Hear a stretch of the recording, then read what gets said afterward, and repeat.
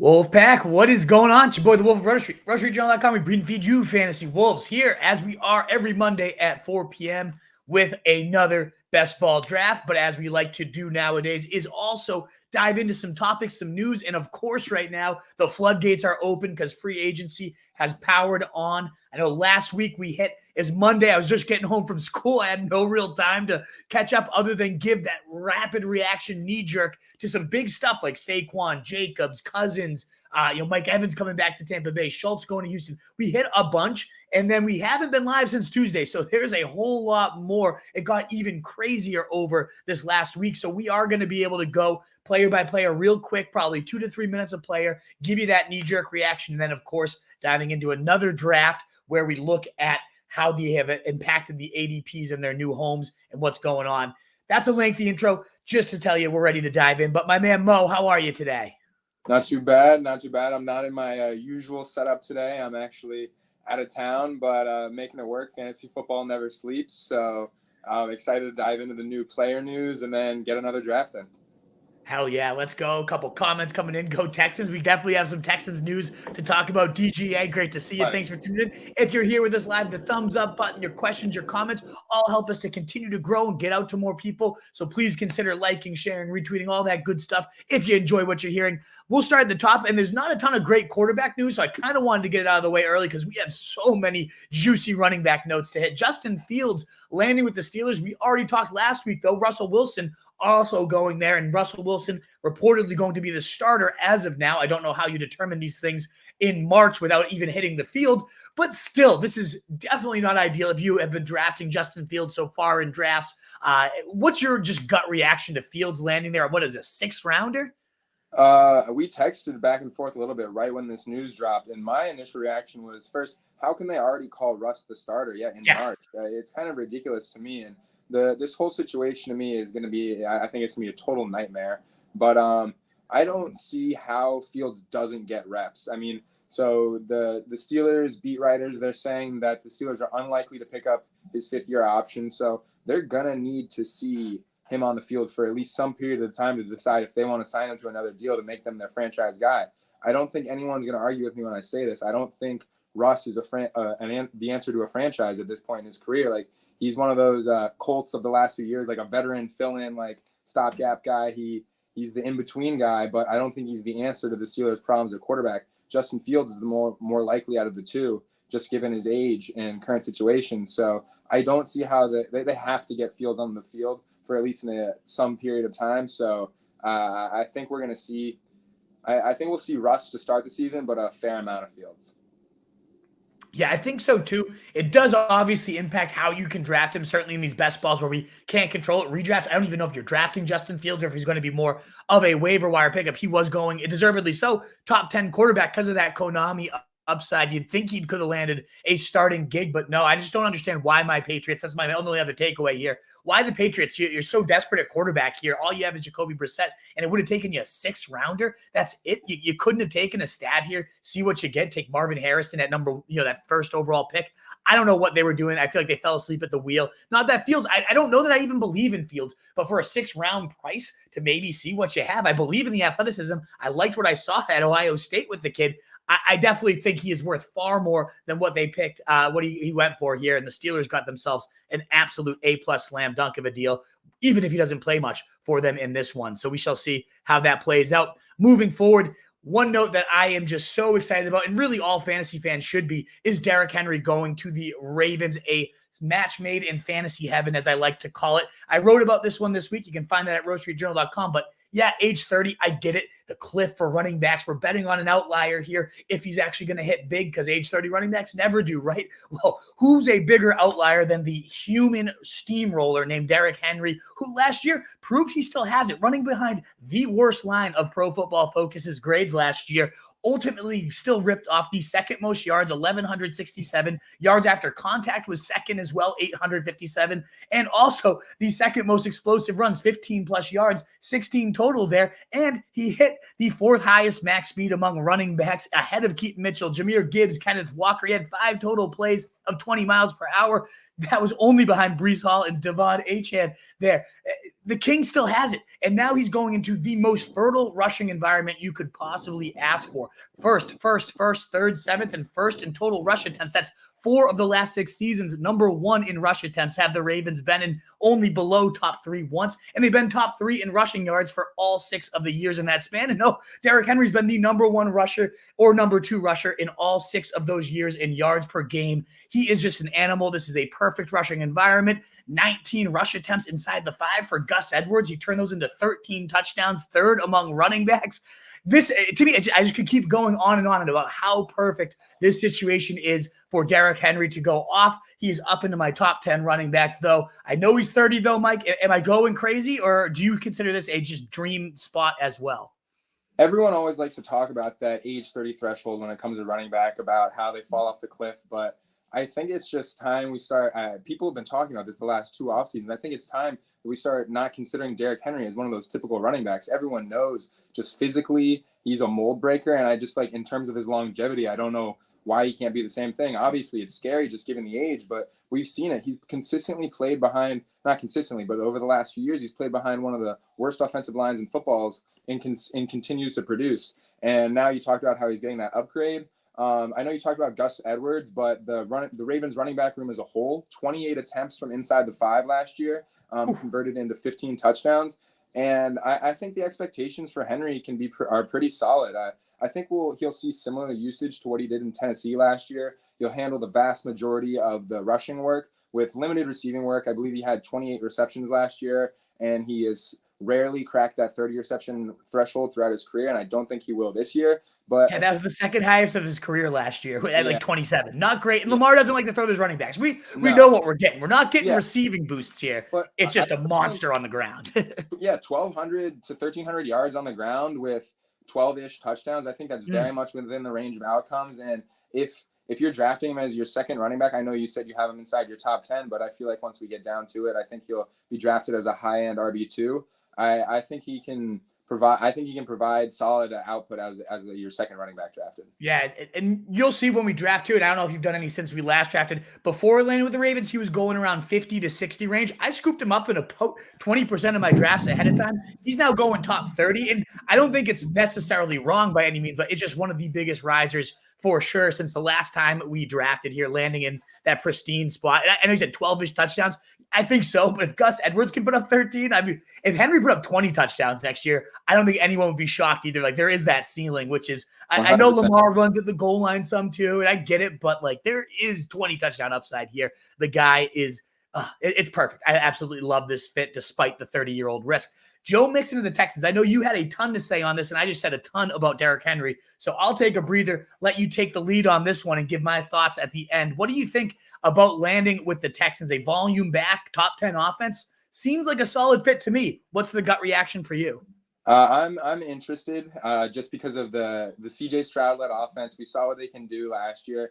And I think that there's nowhere to go but up. Well, not nowhere to go but up, but I think they're going to continue to progress as a team with those young receivers and Nico Collins and Tank Dell with CJ Stroud at the helm.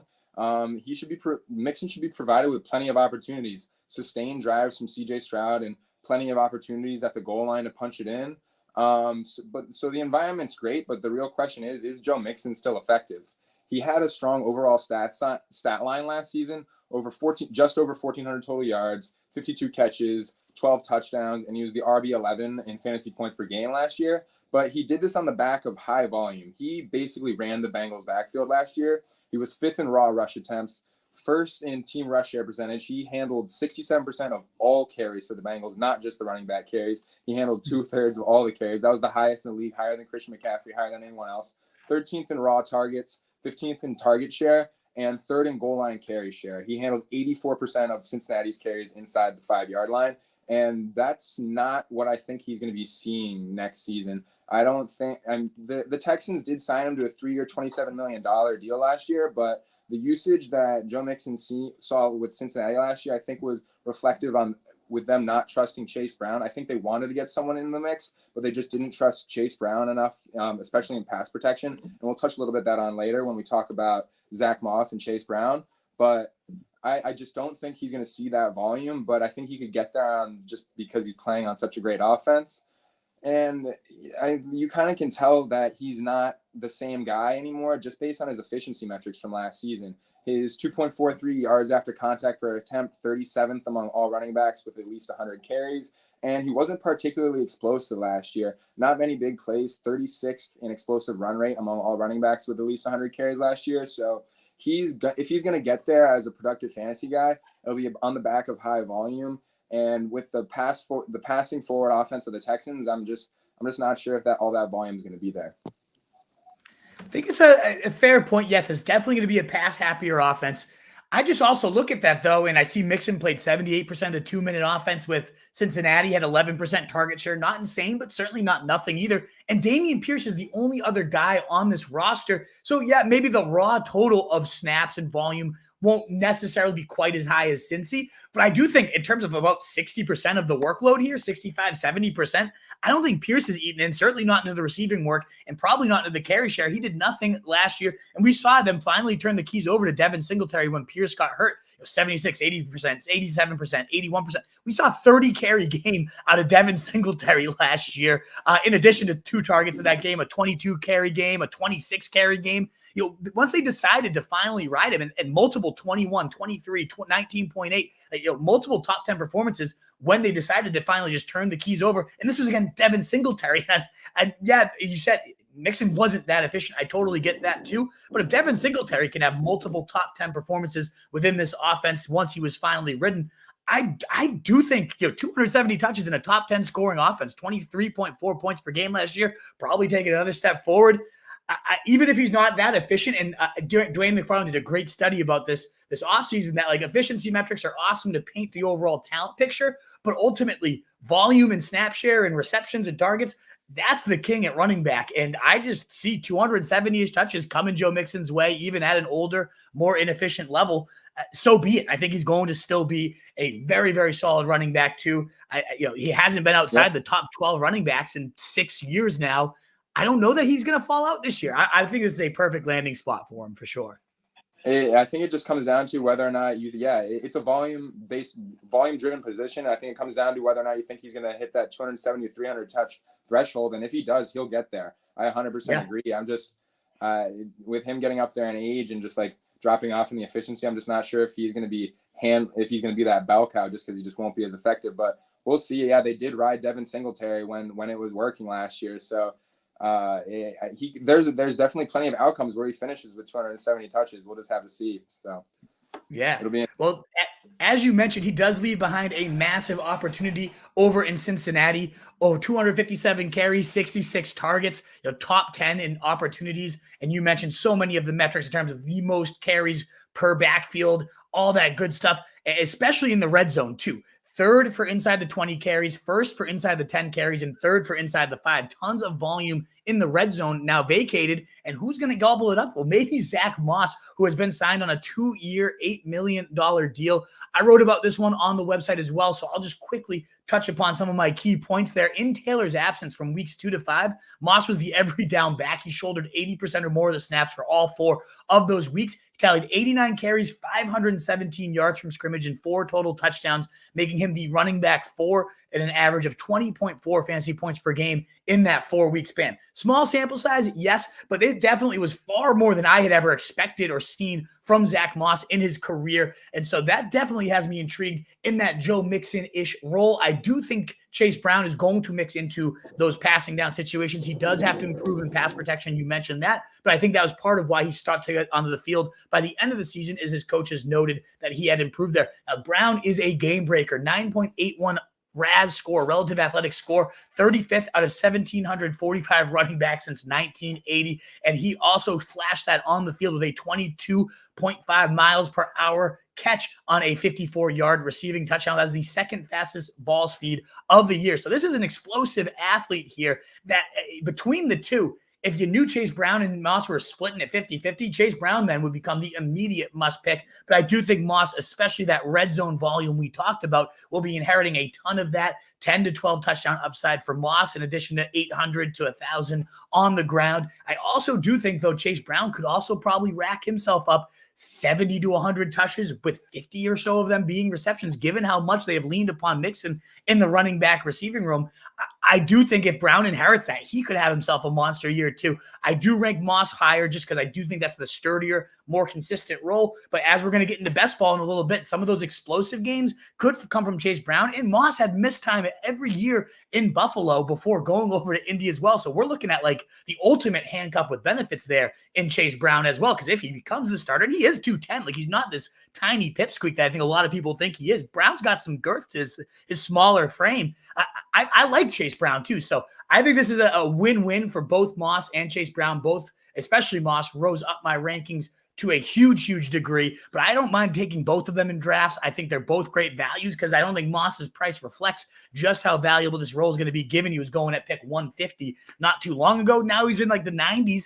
I think he should be going in the 70s, maybe even 60s. This is a very valuable spot. So I think both of these guys are great values right now. Moss preferred, Chase Brown not too far behind, though. Do you think any holes to poke in any of that? Not really. I really just think that Chase Brown's role really will come down to how much he's improved in pass protection last year, because I think that they wanted to get Chase Brown on the field last year. They just couldn't justify it given how much of a problem that he was in pass protection. So I agree with you. We're on the same page that Moss will be the primary rusher. He'll handle all the groundwork, and I think that will lead to him initially, at least, getting the red zone opportunities. But I think they'll give Chase Brown his opportunities, and if he can prove that he's capable of pass protecting and then doing something with the ball when it gets passed to him or handed off to him, I think he'll carve out a solid role. So I think they're both worth snatching up in drafts, especially before – I agree. I think their prices will come up. So snatching them up now before their prices come up too much, I think is a good idea. Absolutely. Well, backfield notes continue to pour in here, and Aaron Jones, landing with division rival, woke up and chose revenge, as Ian Hart said in his tweet. And I love it. He already mentioned, I don't even know what's going on in Green Bay anymore. Now I'm focused on Minnesota. You know he's going to be fired up for those games. That's the type of player Aaron Jones is. I cannot wait for him to get that crack at it. But he is also now leaving a Packers offense that was completely on the rise. You know, you wrote about it, multiple 30-plus point days in their last half of the year, averaging right around 28 points per game. We're a top 5 scoring offense for once Jordan Love really started to take off. He was actually the quarterback too in fantasy. So this was a great environment. I was very excited to see what Jones could do, especially after he topped out at 130 yards from scrimmage in 4 straight games to close out the year. I was very excited to see how this can continue. Now he goes over to Minnesota, and if Kirk Cousins was there, great. Like, this could have been a great environment for Aaron Jones to thrive. It seems like they're going to make some moves at quarterback still, but as we look at it today, Sam Darnold's at the top, and that worries me.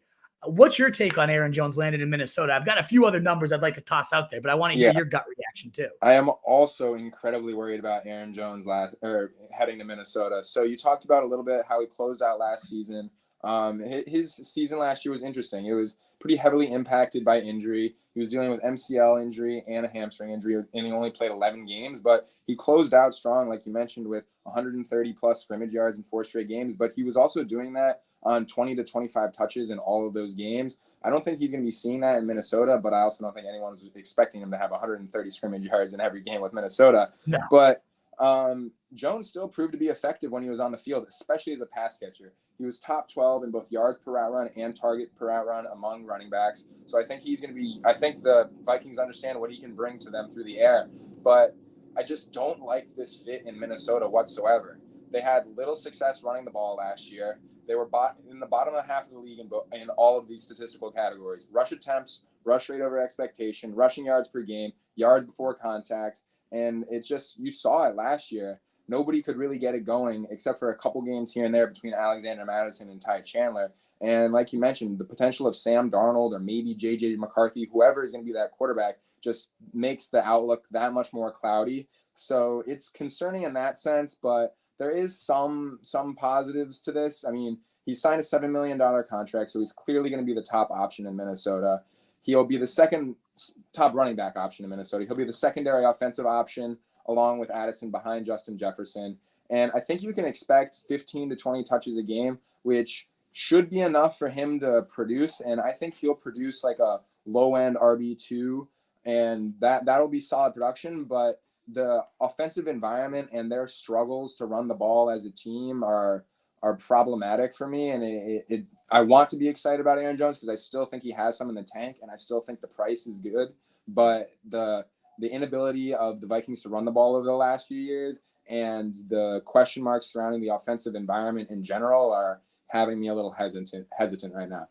Yeah, you mentioned 15 to 20 touches a week. Well, in his career, when Jones sees 14 or more carries, just carries in a game, that's happened 33 times in his career. He's averaged 21.8 fantasy points per game, was on pace for 1,731 rush yards, 439 receiving yards as well, and 16 total touchdowns in that pace. But as mentioned, that was with the Packers, a much more different situation there. Sam Darnold's points per game, his offense is a very 23rd is rookie year, then 31st, 32nd, and 29th, all topping out at 17.3, 15.2, and 17.9 points per game as a total offense. So if it is Darnold at quarterback, I will be much more concerned, but maybe they are getting the ammunition to move up, to get a Drake May, to get a Jaden McDaniels, then I might feel a lot better about this, but I do have questions about Jones now also approaching 30 and all those running game statistics you cited for the Minnesota Vikings.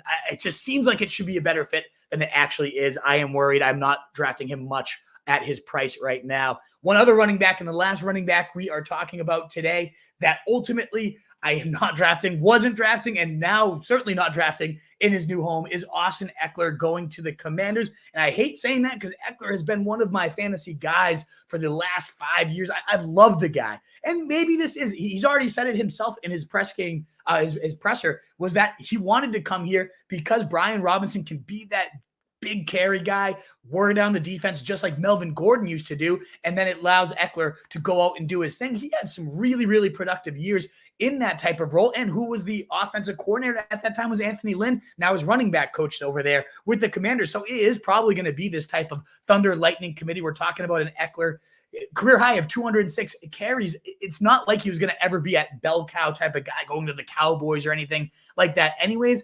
Yet it's still the Commanders. And sure, maybe Daniels can spark this and the offense. I like Kingsbury. I do. I actually am one of the few people that think he can scheme a solid offense, and he's definitely used running backs really, really well. Is why I was so excited for Brian Robinson to be that lead back there. But now in a likely committee, Kingsbury, again, his running backs over the careers, you look at Kenyon Drake, you look at James Conner, have routinely been top 5 in total touchdowns for the year, but now it might just be a little bit more split up there between Robinson and Ekeler. It certainly is a downgrade as well for Brian Robinson having another backfield mouth to feed. It seemed like he might have that receiving role potentially elevated, and certainly not now with a more souped up Antonio Gibson. So I just keep thinking of it, and they're going at like 90 to 100 range anyway. So I guess like in that range, maybe it's time to take a stab, but I haven't felt the need to. James Conner is still sitting there. Other guys that I like to draft instead over the split gross backfield. So my gut reaction is gross. I don't know. What do you think, Mike? I think that the Austin Ekeler move in and of itself isn't really moving the needle for a lot of people. I think basically everyone jumped on the Austin Ekeler is taking a step back wagon. They kind of want, if you want to call him washed, you can. But I think everyone can agree that he's definitely taken a significant step back from what he used to be. But what I'm more interested here is buying the dip on Brian Robinson. He's never really had a pass catching role with the Commanders. It's never been a part of his game. So everyone was drafting him highly in hopes that he might. Now we know we don't. Now we know that he won't have that pass catching role. I'm interested in buying the dip. I still think he's going to get fed as a ball carrier. Like you mentioned, I don't think Ekeler wants to be carrying the ball that often. I think he wants to get out in space, be catching the ball. And with the ability to still be controlling the majority of the rushing work in Washington, I think he can still provide some value as a running back on your roster. I know with a rookie quarterback coming in, whoever that ends up being, it might not be the best situation in terms of the offensive environment to start the year, but he's going to be handling the vast majority of carries for this team. So he's going right around pick 100 right now. I'm still interested. I know it's not really a sexy pick, but he's never really had this receiving role, and he's still produced as a fantasy asset. So I don't see why not get him here and there around pick 100, especially if he's falling. Yeah, he was the running back 21 last year, going right now like running back 30 or plus right now for Brian Robinson. So I still think, I do think there's some value to buying that dip. And who knows if Ekeler is completely washed. It's one of those things we all have seen that carry where he's facing the Packers. He hit like 13 miles per hour, looked like he was running in mud. Ekeler did hit 18 miles per hour in week 1, had, a 25 fantasy point day. So there could still be some juice, and maybe he was just playing through injury as well. I don't know. I guess the dip on Brian Robinson, if it goes low enough, but he's still going around guys I just like more, that intrigue me more from the backfields or receiver positions. So we will see when we draft, and we'll see where Brian Robinson ends up falling, because I'm not opposed to him. I like the player. I love the toughness. I think Dan Quinn's going to gravitate to that type of presence too. We shall see.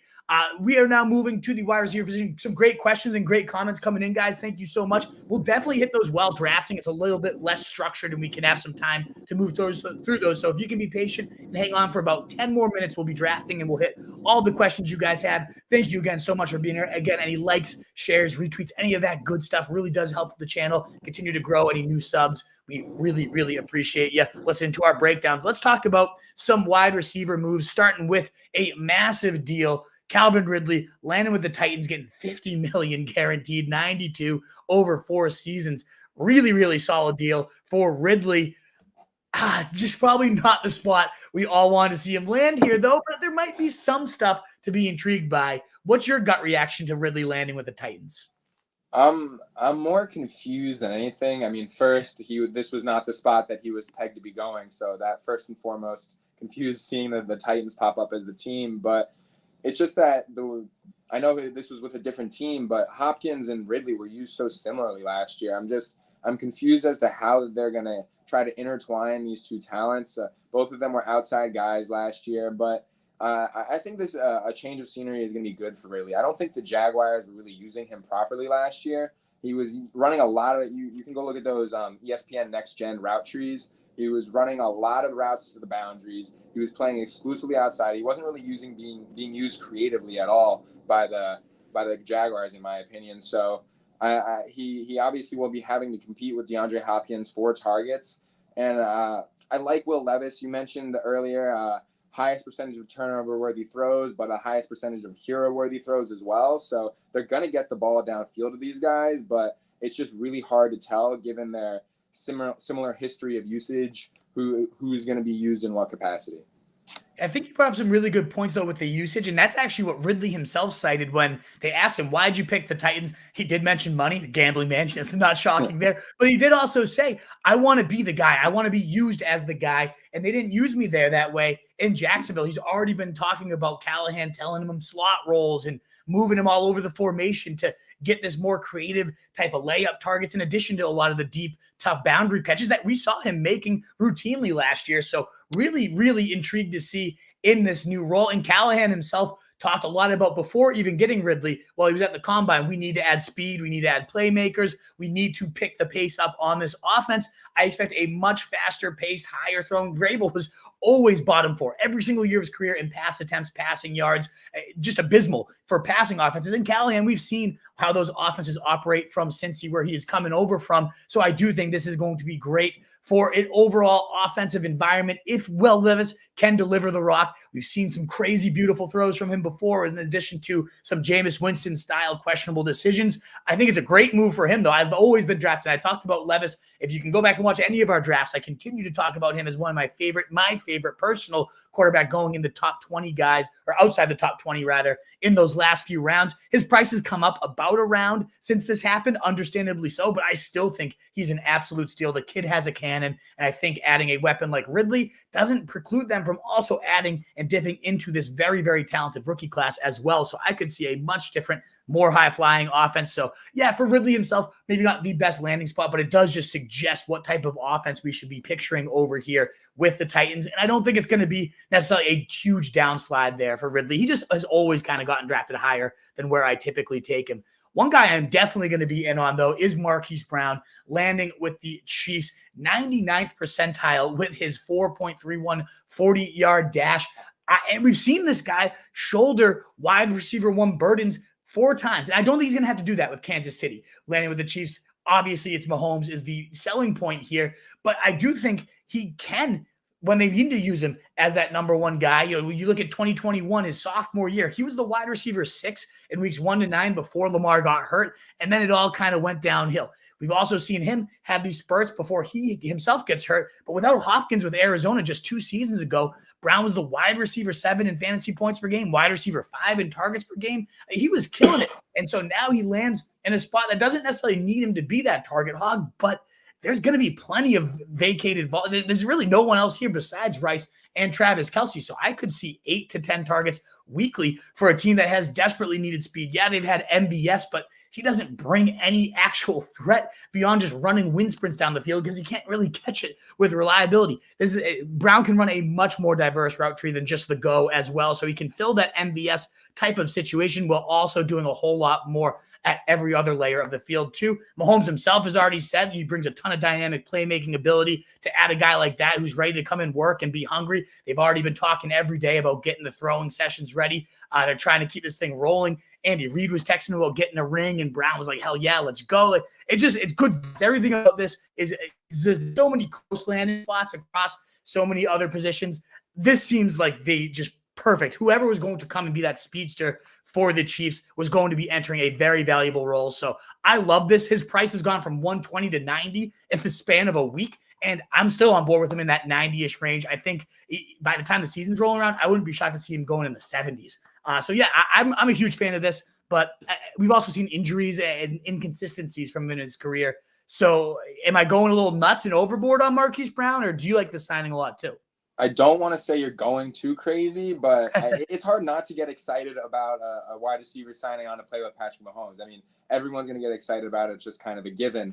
But like we said, he's coming off his worst statistical season last year, and I know he's had some success in the league, but it's always like every time people talk about Marquise Brown like producing in fantasy, it's only for stretches. It's never across a full season. He's never finished higher than the wide receiver 21 in fantasy points per game across a full season. And it's all just these little chunks of games where he produces. And a lot of that can be attributed to quarterback injuries or his own health. But I'm trying to tamper my expectations. But I agree.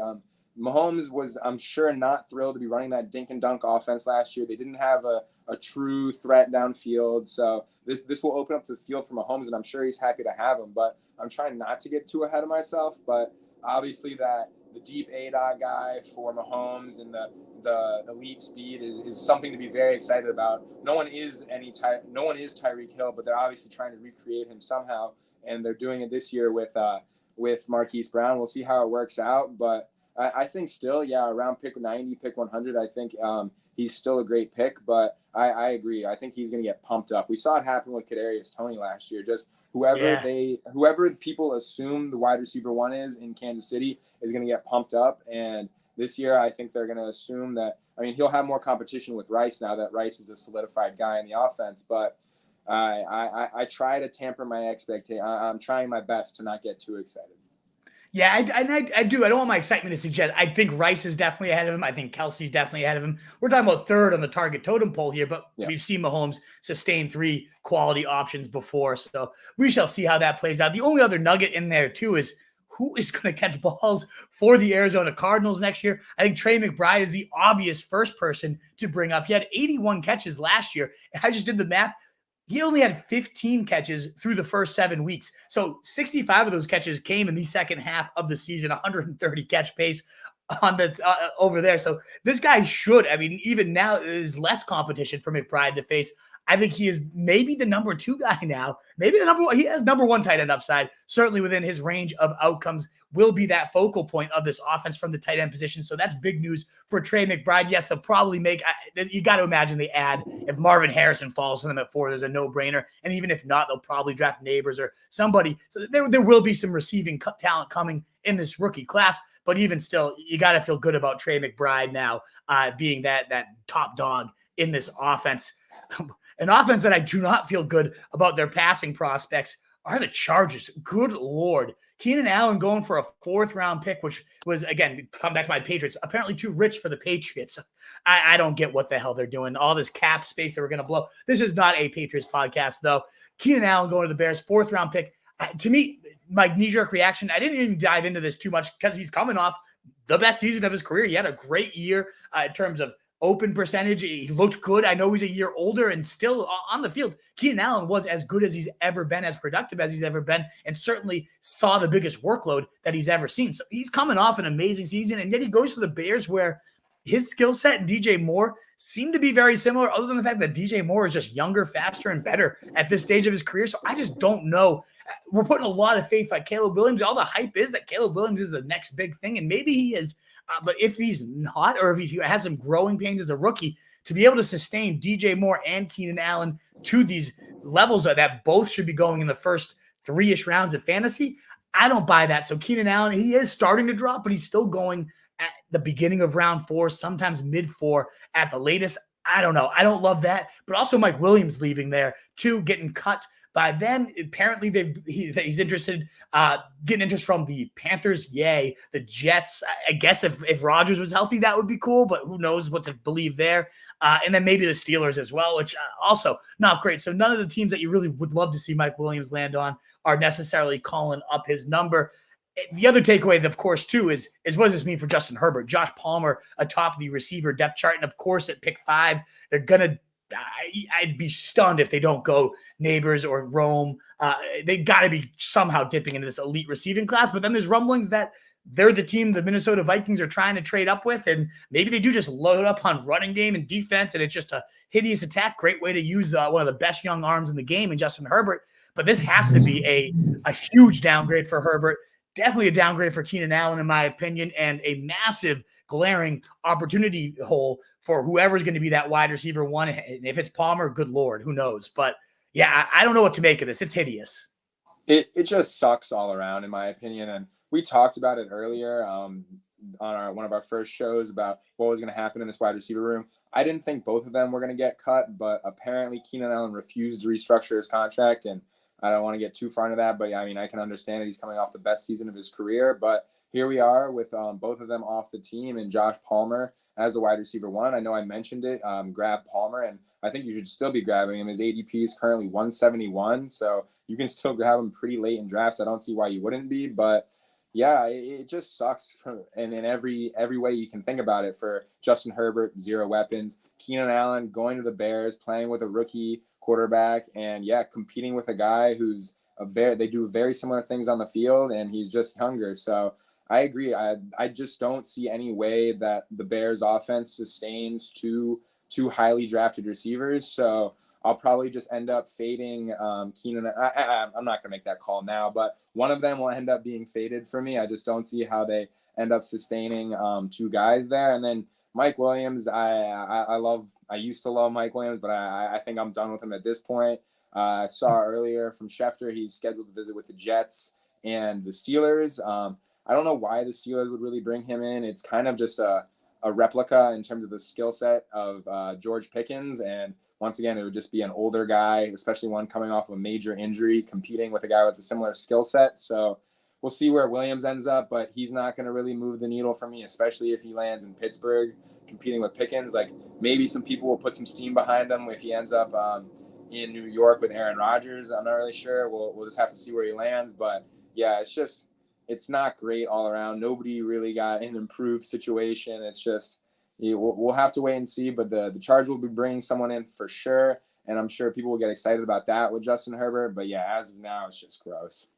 Yeah, whoever that wide receiver one is, that rookie is going to be in a massive, even in a Greg Roman run-obsessed attack. That's going to be Justin Herbert, number one, 150 targets right off the bat. Like that's going to be a great spot to be. So that's really the biggest takeaway.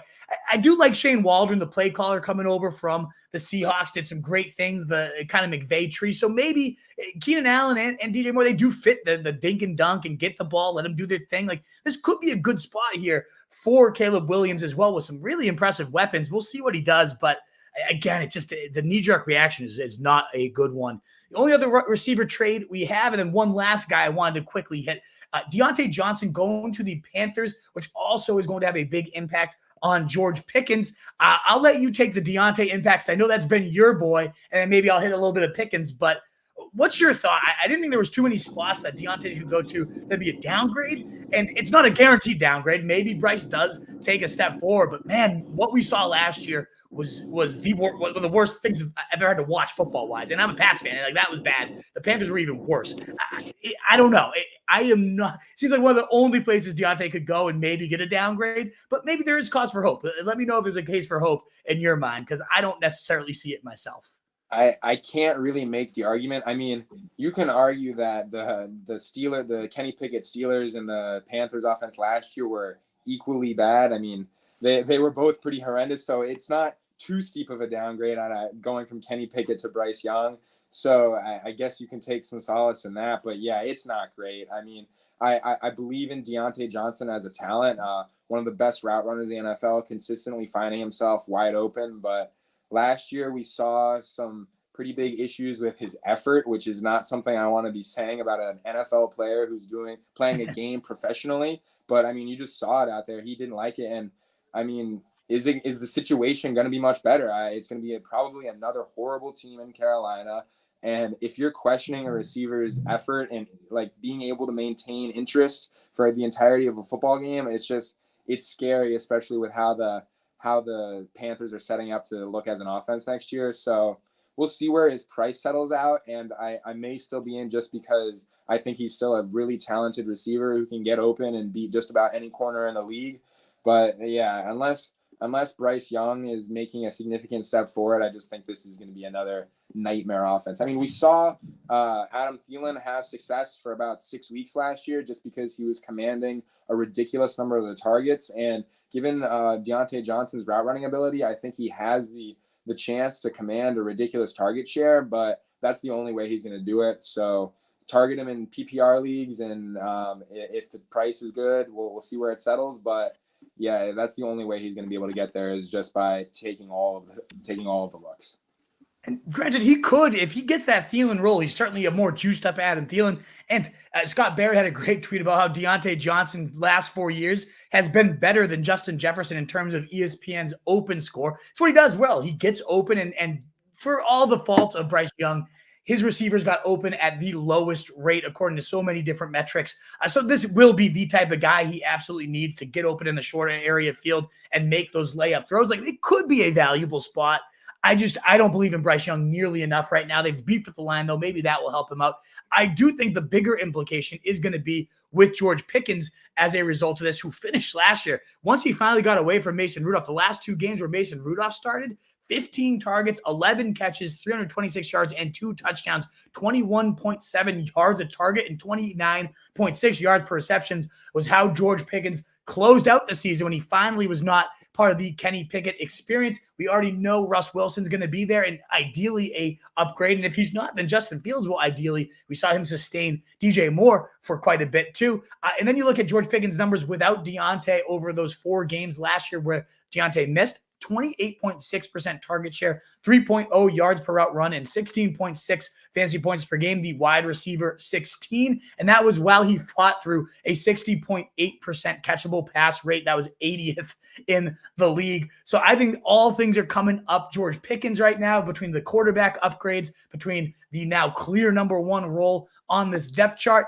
He already is. See, I mean, he's going right now around pick 50 to 60. So his price tag has taken that huge swing upwards as well, and really already was pretty high too. So I still haven't got a ton of him, and yet I really like the player, and I like what I've seen him do with a better quarterback with Diontae off the field. So it all should line up.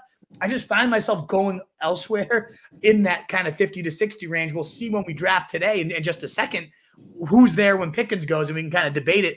But it is a huge upgrade for him regardless. I think it's massive, just because there's one less body there that he has to compete with. And like you said, he commanded targets at a very high rate when Diontae Johnson was off the field, which is really encouraging because the question that I've always had with George Pickens is he's always been that vertical threat, get up and make contested catches. So those types of guys tend to not command targets, but he was able to do it. 0.27 targets per route run when Diontae Johnson was off the field for that stretch. So he's getting looks. And with a quarterback upgrade and Diontae Johnson out of the picture, I think it's great. Russell Wilson's tendencies play pretty well into George Pickens' game. We've over the years, we've all seen those moon balls from Russell Wilson and him launching the ball up. And Tyler Lockett, DK Metcalf, all those guys coming down with it, Doug Baldwin back in the day. But then again, we have to go back to who the hell is going to be playing quarterback for the Pittsburgh Steelers throughout the season. I think Russell Wilson's skill set and tendencies play a lot better to George Pickens, but we don't know how many games we're going to get out of Russell Wilson. So I think all around, just anything related to the Steelers offense is just going to be a nightmare this offseason. It really could be. The only other move, and I'll hit this one quickly, and I just entered the draft, and there's only a couple spots left to fill, so we will be getting that fired up in just a second. But the last move that I wanted to talk about here was Curtis Samuel landing on the Bills, and not just because it's now playing with Josh Allen. Anybody next to Josh Allen is relevant. That is the case. Yes, that's true. And yet you also got to consider that Joe Brady, the offensive coordinator here for Buffalo, Curtis Samuel had his career year under Brady in 2020, saw a ridiculous 138 total opportunities that year between 41 rushes and 97 targets. He had 77 catches on those looks, ultimately put up over 1,000 total yards and 5 touchdowns, and was the wide receiver 25 while playing with Teddy Bridgewater. Now, I don't think Samuel in this offense with more weapons around him is necessarily going to see that 138 opportunities. But again, he reunites with a play caller that loves to maximize his unique skill set, use him as a running back. He actually had the highest rate of first downs that year, as well as a huge chain mover for Joe Brady, an average 1.5 PPR fantasy points per opportunity, 9.2 opportunities per game, was wide receiver 3 in total touches that season. So I do think a volume spike could be in store here for Curtis Samuel, with really, besides Stephon Diggs, a very lackluster wide receiver cabinet. So I think this is a huge move for him. Do you have any last thoughts on him before I pull in the draft, which has just filled? Yeah, I think not really. I mean, it'll be interesting to see how they use both him and Khalil Shakir, both the slot guys. But I think Curtis Samuel has the edge over Shakir. Shakir's been in the system for a little longer, but I like Curtis Samuel more as a talent. So I'm more interested in betting on talent. So I think he's a good late round pick right now. And I think he can be used as the regular slot guy in Buffalo as long as he beats out Shakir.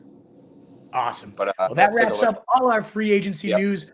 Wolfpack, thank you again so much for hitting our notes with us. Usually this is going to be like a 10 to 20 minute tops segment ahead of the drafts on these Mondays, but we had a ton to cover with such a wild free agency period.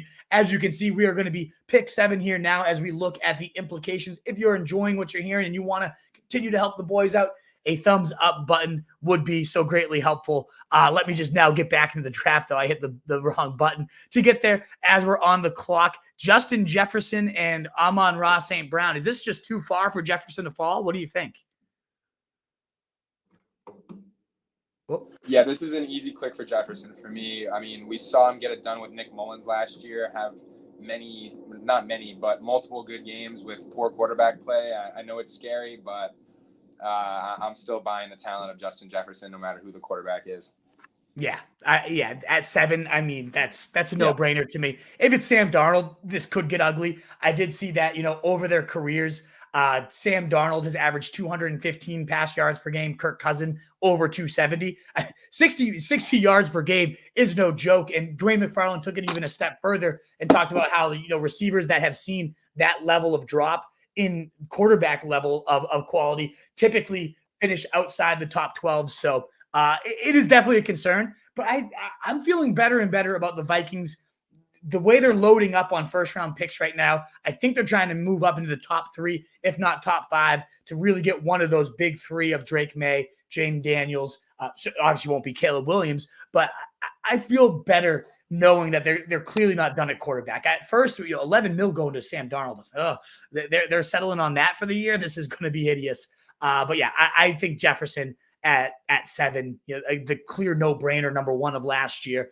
Yeah, you said it best. He got done with Nick Mullins. As long as it's not like, if you get done with Nick Mullins, you can get it done with just about anybody. You just have to bet on the talent there. Yeah. Yeah, 100%. And now looking for Drake London going. So we talked about, again, who has been risers. I love Drake London. Don't get me wrong. I think he is going to be in a much better situation this year. But 15? I mean, we don't even know that Kirk Cousins is fully recovered. And I'm so excited that I believe this means Nico Collins. Yes, he has fallen to us. He's become, I think I have him in 40% of these drafts. He's my no-brainer here. Is there anybody else you know? Okay. I think we agreed on this the last time. Middle of the second round. Yeah, Nico Collins is easy. Beautiful start. I mean, this is a start, Bo. Says Drake Jefferson, London, Nico Collins. I love it. I've only done one draft in between the last time that we drafted, and Drake London had not come up this far. The steam is very real. This is that price tag is making me a little uncomfortable, to be honest. Oh yeah, that's a lot. Yeah, I was getting him, the earlier drafts. I do think he's absolutely worth an upgrade. We talked about this last week when we talked about Kirk Cousins and what he means to this offense and how much of a huge upgrade it is. There's no doubt about it. But to go ahead of Nico Collins, Devontae Adams, DJ Moore, could he finish up there? Sure. You're absolutely drafting him 100% at his ceiling, though. If you're taking him at 15, this is a guy that was going in this early fourth round range not that long ago. And again, I liked it. I love the not only just the Kirk Cousins upgrade, the Zack Robinson upgrade, a great scheme, but who knows that they're done at receiver even. And the Zack Robinson McVay scheme is all about separation and after the catch. And not that Drake London can't do these things. I think he is a very, very talented receiver, but he's not quite a Cooper Kupp, Puka Nacua style guy. If they go and draft Lad McConkey and it's suddenly Drake London will lead this team in targets most likely, but then you also have Kyle Pitts, Bijan. I don't know that feels like an overreaction. You got to get your guys. So I get if this, he's Drake London probably wouldn't make it back to me. Yeah, the way drafts are going now, probably wouldn't have made it back to 34. But I'm with you. That pick feels a little bit rich for sure. Yeah, we talked about it last time. I can't remember who mentioned it, but one of us said it's going to get the steam is going to get too much on these Atlanta guys, and I didn't think we would already be there a week later, but it looks like we're already there. I mean, Bijan went 4. Yeah, it is scary, but it's looking like we could be in line to pull off the Texans double stack here if Dell makes it back to us, which is something that I would be interested in. I am intrigued as well. I'm Tank Dell's biggest fan. He was my highest owned player last year. He's running at full speed already. You love to see it. I am not opposed at all. Whichever of these 4 receivers falls to us, I think is the play between Diggs, Debo, Evans, and Dell. We're going to get one of them, and I'm happy with whichever one falls. I love Jalen Waddle too. I think. Are you going? You like Jalen Waddle more than DK Metcalf this year? I do. Yeah.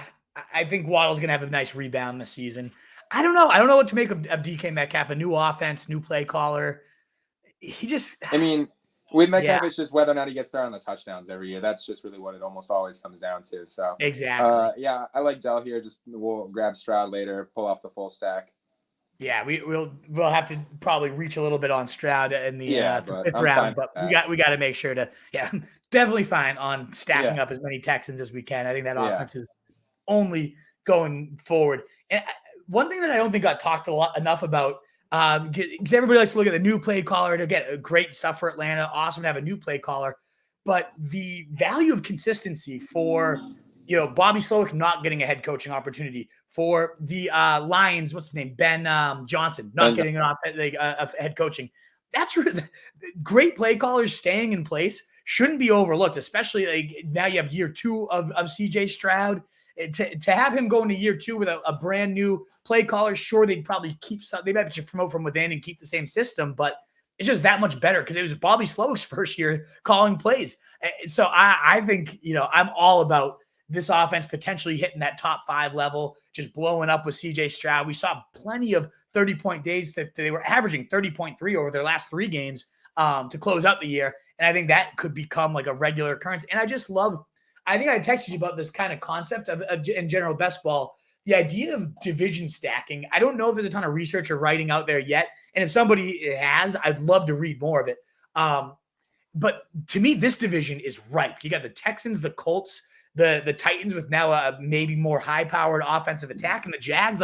We're looking at pretty good offenses all around and really bad defenses all around for the most part. This is a division that I think could just be shooting it out. So you got 8 games a year that are potentially, or rather 6 against your division opponents. I like this division stacking concept in my mind. I don't really know what the correlation is on that, but at this point in the season, it's not a bad idea. We don't have the NFL schedule in front. Sorry, we're on the clock here. Let's take a look at that. I don't love Keenan in Chicago. No. I'm good with Kelce here. I'm scooping up a fair amount of Kelce. It's like, Me too. yeah, I'm good with either Kelce or McBride. I think both of them are great picks in these middle rounds. Me too. I almost went McBride only because I have a lot of Kelce already, but I only think Marquise Brown's addition helps Kelce. He's stretching the field, not forced to be that number one guy. They talked. Reed himself said, once Rice emerged, it's no wonder that Kelce had such a big playoff that with the attention couldn't be 100% on him all year. We might get a Kelce normal 260-point wide receiver one at your tight end spot, lock top 7 pick for the last 2 years in round 4. I keep doing it. I'm not going away from it. Yeah, I mean, until he seems like he's fully fallen off that cliff, I don't see how you're not getting some Travis Kelce in the 4th round. It's kind of a ridiculous price. I do like a couple of these running backs that are going around here. The prices on Rachaad White and James Cook are particularly interesting to me. I know this is kind of like the beginning of the dead zone area, but are you grabbing any of those guys at this point in the year? So I hadn't been, only because like Derrick Henry, Josh Jacobs, before they had signed with other teams, were going in the 50s. Now that Jacobs is going, late round, early round 3, you got Henry going 37. Like some of the guys that I had kind of become accustomed to just being there at 55 and 66 are no longer there. And so I think I'm going to have to start going in on the Rachaad Whites, the James Cooks, which is so funny that they were going 2 rounds before the Henrys and the Jacobs. It's just kind of that new toy shine, which I get. We raved about Henry going to the Ravens. Like, it is a sexy shine. Jacobs, all the volume he's ever going to want in an ascending Packers. I get the sexy shine. There's an article I sent you, and it's really interesting about how usually new free agents in their homes underperform and go below expectations, and people just always reach on them because it's the sexy new thing. So then you look at like Rachaad White, James Cook, stuck in their homes, boring, same old guys, Travis Etienne. Those end up often being the biggest values. So yeah, Joe Mixon now going the new sexy toy. It's definitely a weird phenomenon, but on fantasypoints.com is the article I'm referencing for anybody that wants to do some research. I think it's a great article. A lot of good insights in there. Alrighty, so it's going to be our pick, and I do want to bring in some of the questions. I know I told you guys we like to. I am either thinking Pacheco right now, or I still like these receivers that are here between Cooper, Rome, and Zay. Like, I love all those guys. Do we have to reach on Stroud here? His ADP is sitting at right around 59 right now. So, which guy? Oh, Stroud. Yeah. One quarterback already gone. I don't think anybody. We have both Texans guys. I feel we go receiver and then Stroud next. I like getting some Rome here then. All righty, we'll go Rome. Chargers wide receiver 1 potentially. Not a Cooper guy though, huh? Cooper, I think he's going to be solid. It just depending on he performed well with Watson last year. It wasn't great, but I'm more inclined to grab the rookies before they shoot up the draft board. I've seen Rome mocked to the Giants in some spots, so that's concerning, and I would prefer Amari there. But yeah, Amari Cooper doesn't particularly move the needle too much for me, and getting in on some of those rookies is much more interesting to me. Yeah, the only counter I would bring to that is them signing Jameis as the backup. You shouldn't be drafting players strictly by their backup quarterbacks. I understand that, but that does change the floor and ceiling for Amari. If Watson sucks again, which I'm not a Watson guy. I don't believe in Watson, and I know we have a comment about Watson, so I'll pull that in. I am not a Watson believer. I do not know that he turns this around. I don't know that's a bad thing for Amari Cooper, because I need to have Jameis Winston, who we have seen make Mike Evans a 20-touchdown receiver, and Chris Godwin was the wide receiver 5 that year, and 5,000 passing yards, and just makes throws that no other quarterback would dare to, for the detriment of his team, but also for some interesting wide receiver success as well. So I think him and Zay Flowers going this late is really, really interesting. Oh my God, there goes Stroud. You're right. You were right. I thought Pat Mahomes and Hurts being there, we only had 3 people to dodge, and we didn't dodge them, sadly. That is tough. And I don't really like much here. Maybe David Montgomery. Oh yeah, easy click. Yeah. Give us a low-end running back, one at a 6th-round price. We're going to have to take some stabs later on at running back. But look at this. Marquise Brown's up to 75 now, by the way. Sorry, I didn't mean to cut you off, but. No worry. I was just saying when I start with these really heavy wide receiver starts, I think I will continue to say it all offseason. I've said it in the past. I think David Montgomery is just such an easy option because of the floor that he provides. And floor is super unsexy in best ball, but I think it provides great stability to your roster. I think people underrate floor in best ball because you think of the big booms, you want the 35-point guys in your lineup, but Scott Barrett, a lot of great writers out there have talked about how like winning in best ball is actually as simple as just picking the guys that beat their ADP off. And like you want those sure points, and sure in the later rounds, like finding a couple wide receivers or potential just boom tight ends and things. Yeah, of course that does help in a best ball format, but like floor, people just think because you're constantly getting the best score that you always need these blow up guys. And there's a lot of good research out there about just like actually just getting the guys that perform better than where you draft them is, it seems so obvious. Yeah, of course, having good ADP beaters, but it's far less about hitting huge home runs and just constantly getting on base and constantly having these points churn with a couple. Yeah, you need the Kyrans, you need the Tank Dells late, but as long as your early picks are just nice, steady, like floor, it's crucial. So yeah, we had a Jake might not be with us anymore, but he said, including backups, what are your guys' AFC North quarterback rankings, and why do you say Deshaun Watson number 1? So, spoiler, Deshaun Watson's not my number 1 at all. Might be my number 4 in terms of starters there. You have to go Burrow number 1, right? And Burrow, Lamar, well, fantasy-wise, Lamar then Burrow. Real life-wise, Burrow then Lamar for me. That's how I look at it, and then we got a nice teardrop. Who do you have like real life / fantasy between Burrow versus Lamar? This is a super like homer question for me as a Bengals fan, but I'll take the high road and say Lamar just because 2-time MVP and coming off one of those MVP seasons. But I think Burrow can compete with Lamar on any day of the week when he's healthy. So I think Lamar's the 1A with Burrow the 1B, and then I'll give Deshaun number 3, and then throw that mess of a quarterback room in Pittsburgh at number 4. See, if I'm building a franchise, yeah, I guess if you throw all the off-field stuff in Watson, and I just don't believe in the guy, honestly, mentally. I think he's done. I loved him with the Texans. You had him his rookie year in fantasy. He was like that number 1 quarterback for 8 weeks before he tore his ACL in practice. Huge fan then. He just, I don't know, since everything happened, he just does not seem like he's mentally processing the things the right way, and doesn't seem like he had a couple of nice glimpses last year. So yeah, I'd probably give him the 3rd spot over Justin Fields. I'm not a believer in Russ Wilson at this stage of his career. I think Russ is a fine game manager that can get you a couple wins, probably more than Fields, but I'd be more intrigued to see what Fields has than him.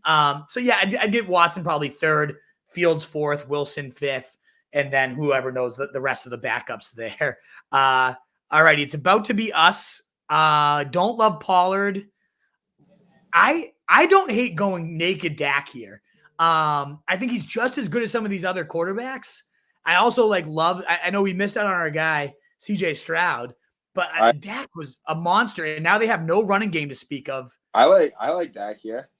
Okay, cool. I don't know why he's getting overlooked to this point. I mean, nothing that they've done this offseason has indicated that they're going to go away from the ridiculous pass rate that they had at the end of the year last year. And it wasn't even at the end of the year. It was like for a good almost 2/3 of the season that they were passing at by far the highest rate in the NFL.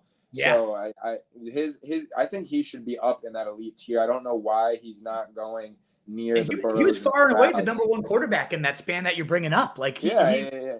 I mean, I know that offense, their offense next year probably won't be near the level that they were at down the stretch last year. But I mean, I don't know how he's falling significantly behind. They don't have a running back though. They might be. they very well could be. Like they have no one else to hand it to.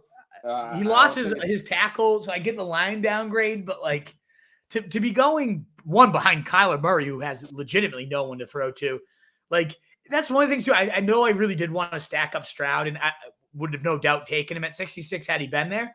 But I don't know that Dak's 15 picks worse than CJ Stroud. Like those two Definitely are, not. you know, 5-6 to me. And that's one of the only reasons like I don't love, and part of why I didn't hate like getting Rome and then going and see what happened. Like Dak has been a great value. And you can stack him late. You know, we can get Cooks late. We can get maybe Ferguson. We have a Kelsey already. So but yeah, no, I think Dak's a great value there. Yeah, the weapons are great too. I mean, I don't know why he's sliding past some of these guys. It's just, I get that a lot of people like to make fun of Dak and whatever, but like just the production was there and there was no sign that their offensive philosophy didn't change. But here we are on the clock. I like Mostert. Nobody signed. Like he dodged bullets. This is a guy that had 18 touchdowns last year, the running back 3 in fantasy. Like he's old, but he's got very light tread on his tires. I think Mostert's an absolute steal these days. And I think they probably will draft someone. I know Achan's going to get his role evolved. Like Mostert's going to be the probably number 2 here to Achan, who also has barely made it through multiple. Like Achan going 17 and Mostert going 90 is a ridiculous discrepancy in my opinion. It is. I mean, I think that Achan obviously as the younger guy and like explosive and exciting. I don't see how he gets the red zone usage. The man is tiny. Like I think he rips a few touchdowns and maybe he gets some carries inside the 5, but I think 10 plus touchdowns is still a realistic outcome for Mostert on this Miami Dolphins offense. I mean, they're going to be in the red zone a lot, and I don't see why they go away from Mostert. I mean, it worked perfectly fine last year. I get he's getting older and stuff, but the price discrepancy between pick 20 and pick 90 is just, it doesn't make sense considering just he could get there on the back of touchdowns alone. He doesn't even need to be the guy carrying the ball between the 20s. Right. Yeah, I think absolutely. So Mostert's a guy I wish I had drafted more often. I assumed they were going to make a bigger splash at running back, and I was wrong. A few other comments coming in. So DJ saying go Texans before the draft. He must like our team quite a lot with, again, Nico and Tank. Would have liked to have CJ Stroud, but all things considered, getting Dak, round and a half later, I don't hate. Jake, again, game over. Nice. Russ is just a name now. My concern is the Vikings taking that hit at QB. Yeah, DJ, I have no idea what the Vikings are going to do. We talked about 215 yards per game for Sam Darnold compared to 270 for Kirk Cousins. Not good, but we still took Justin Jefferson given how damn good he was, how he could get it done, even with Nick Mullins throwing him the rock. So I'm not too concerned there with him. Running back by committee. I'm trying to think of who Ryan. We were talking about Derrick Henry right around that time. I don't see any committee there at all. Keaton mentioned Justice Hill, maybe for some breather, high, receiving totals, maybe, but I don't see a committee at all there. Despite I like Keaton Mitchell too, but not while they have a tank on a 2-year deal. All righty. So it's back to us. I would have liked Brian Robinson. We talked. I'm a Cortland Sutton guy, and I like Chase Brown. Zach Moss just went too. I'm a fan of grabbing Chase Brown here. Okay, we can roll. We took Sutton last time too, and I've taken him in a lot of these, and we need some running back explosivity. So yeah, I don't mind that at all. Maybe Sutton makes his way back to us too. I'll pat us on the back a little bit, Mo. In our first draft we said Spears is one guy that there's no way his price. Everyone's drafting him at a ceiling. There's no way that his price goes anywhere but down from here. And look at this. Yeah. That was so easy. That was easy to see. I mean, there was no way the Titans were going to leave him as the only guy in that backfield. I mean, I know, but still, people were drafting him as if they were. That was nonsense. That was nonsense. I agree. Yeah, that I'm glad we don't have to deal with that anymore. But we definitely, we're going to need to take some stabs at running back here. And I don't hate taking this. Like, this is where I won't hate taking a stab on Spears.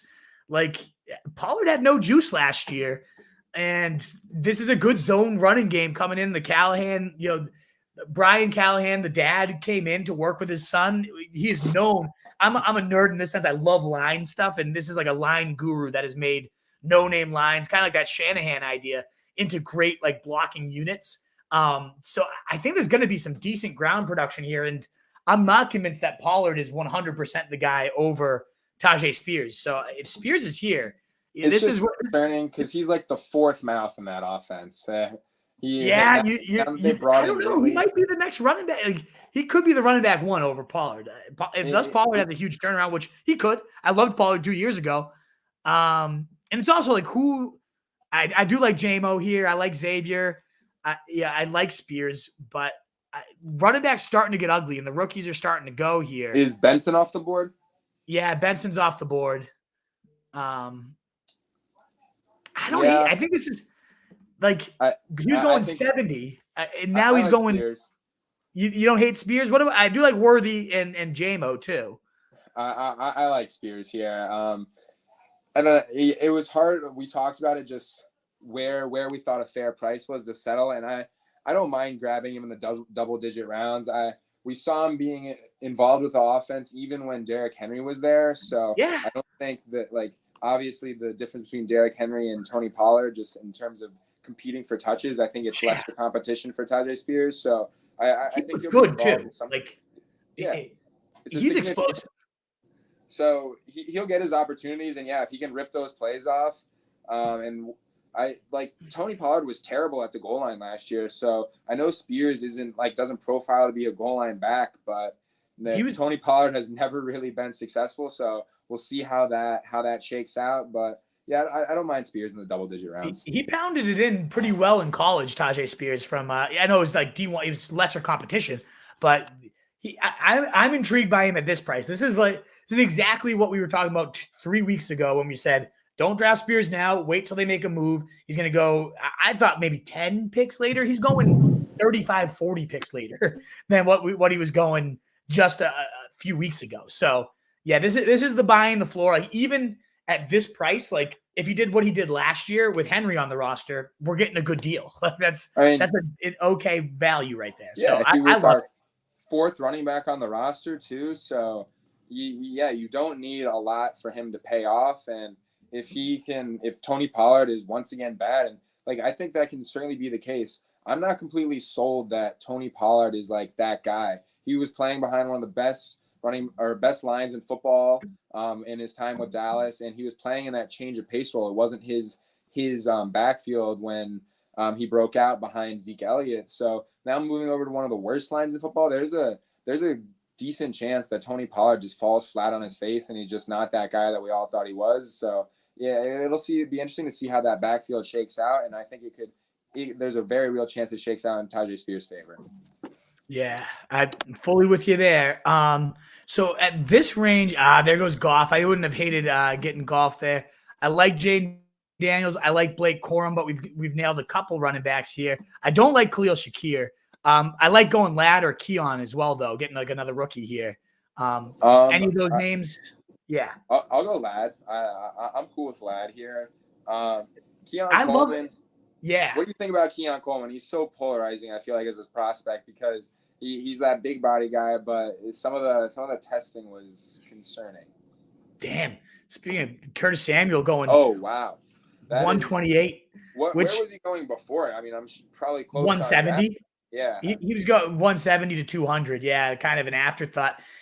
Probably, honestly, this is where he probably belongs. Shakir was going in this range, and as you mentioned, we probably like Curtis Samuel more than him. We talked about Joe Brady feeding him 138 opportunities their last time together. I don't think that's actually a bad price for Samuel. I was just hoping to get him later. I'm kind of pissed that he just went, to be honest.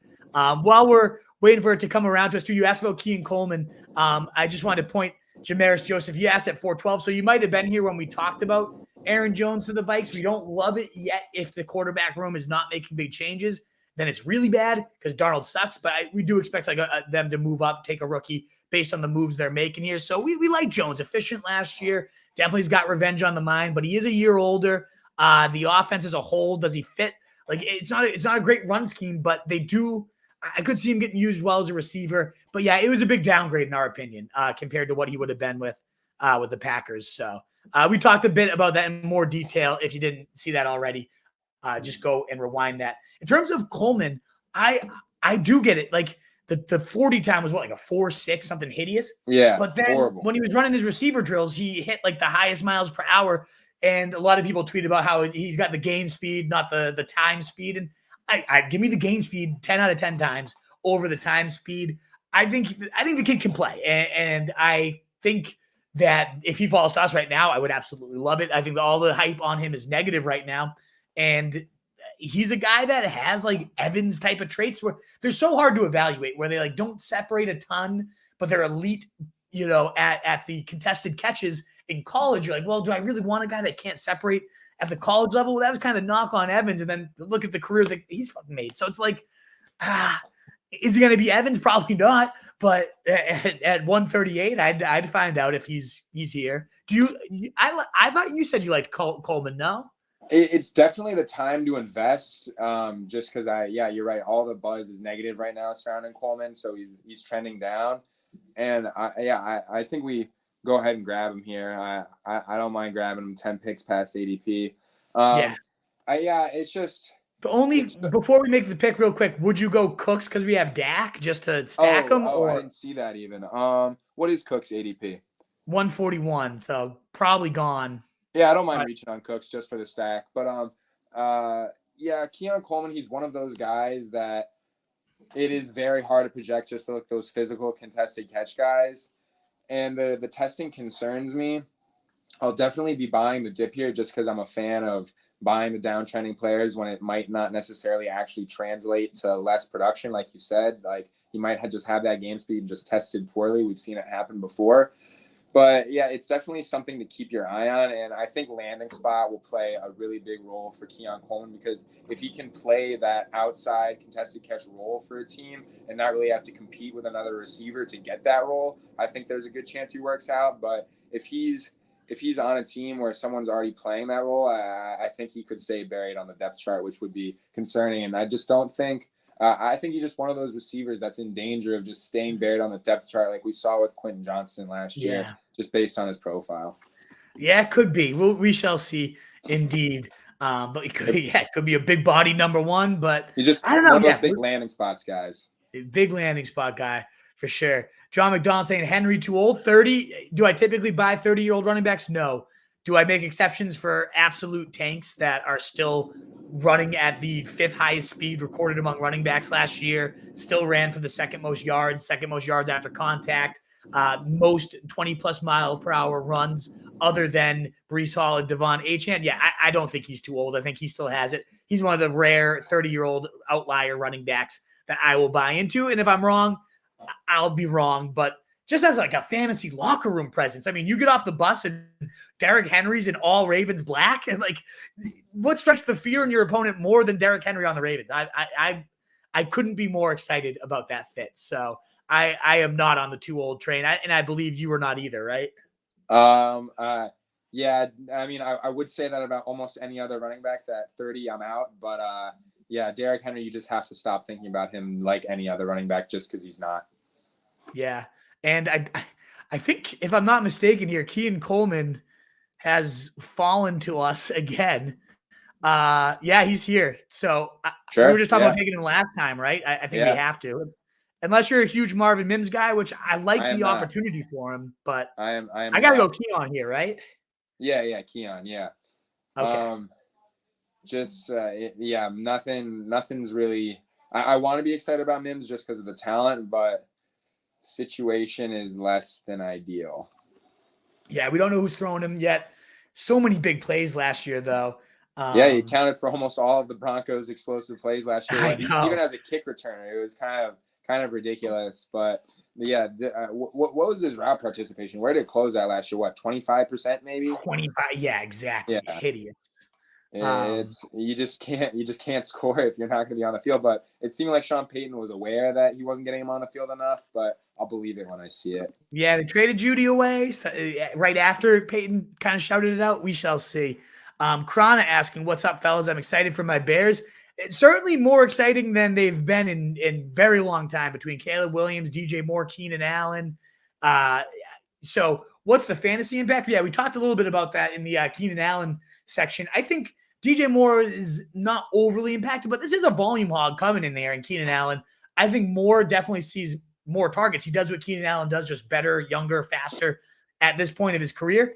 I think both those guys, though, especially in a Shane Waldron offense that does kind of prioritize the quick strike, get it out, hit your guys. If Caleb Williams is the real deal, like both those guys could approach 120 targets 150 maybe for Moore, 120 for Keenan, and have good seasons, I'm much more in on Moore than I am in on Keenan. But I also, Moore goes ahead of Devontae Adams right now, and I'm going to go Adams every single time there. So I don't really know that I'm going to end up with a lot of Bears on offense at all. Do you feel any differently, Bo?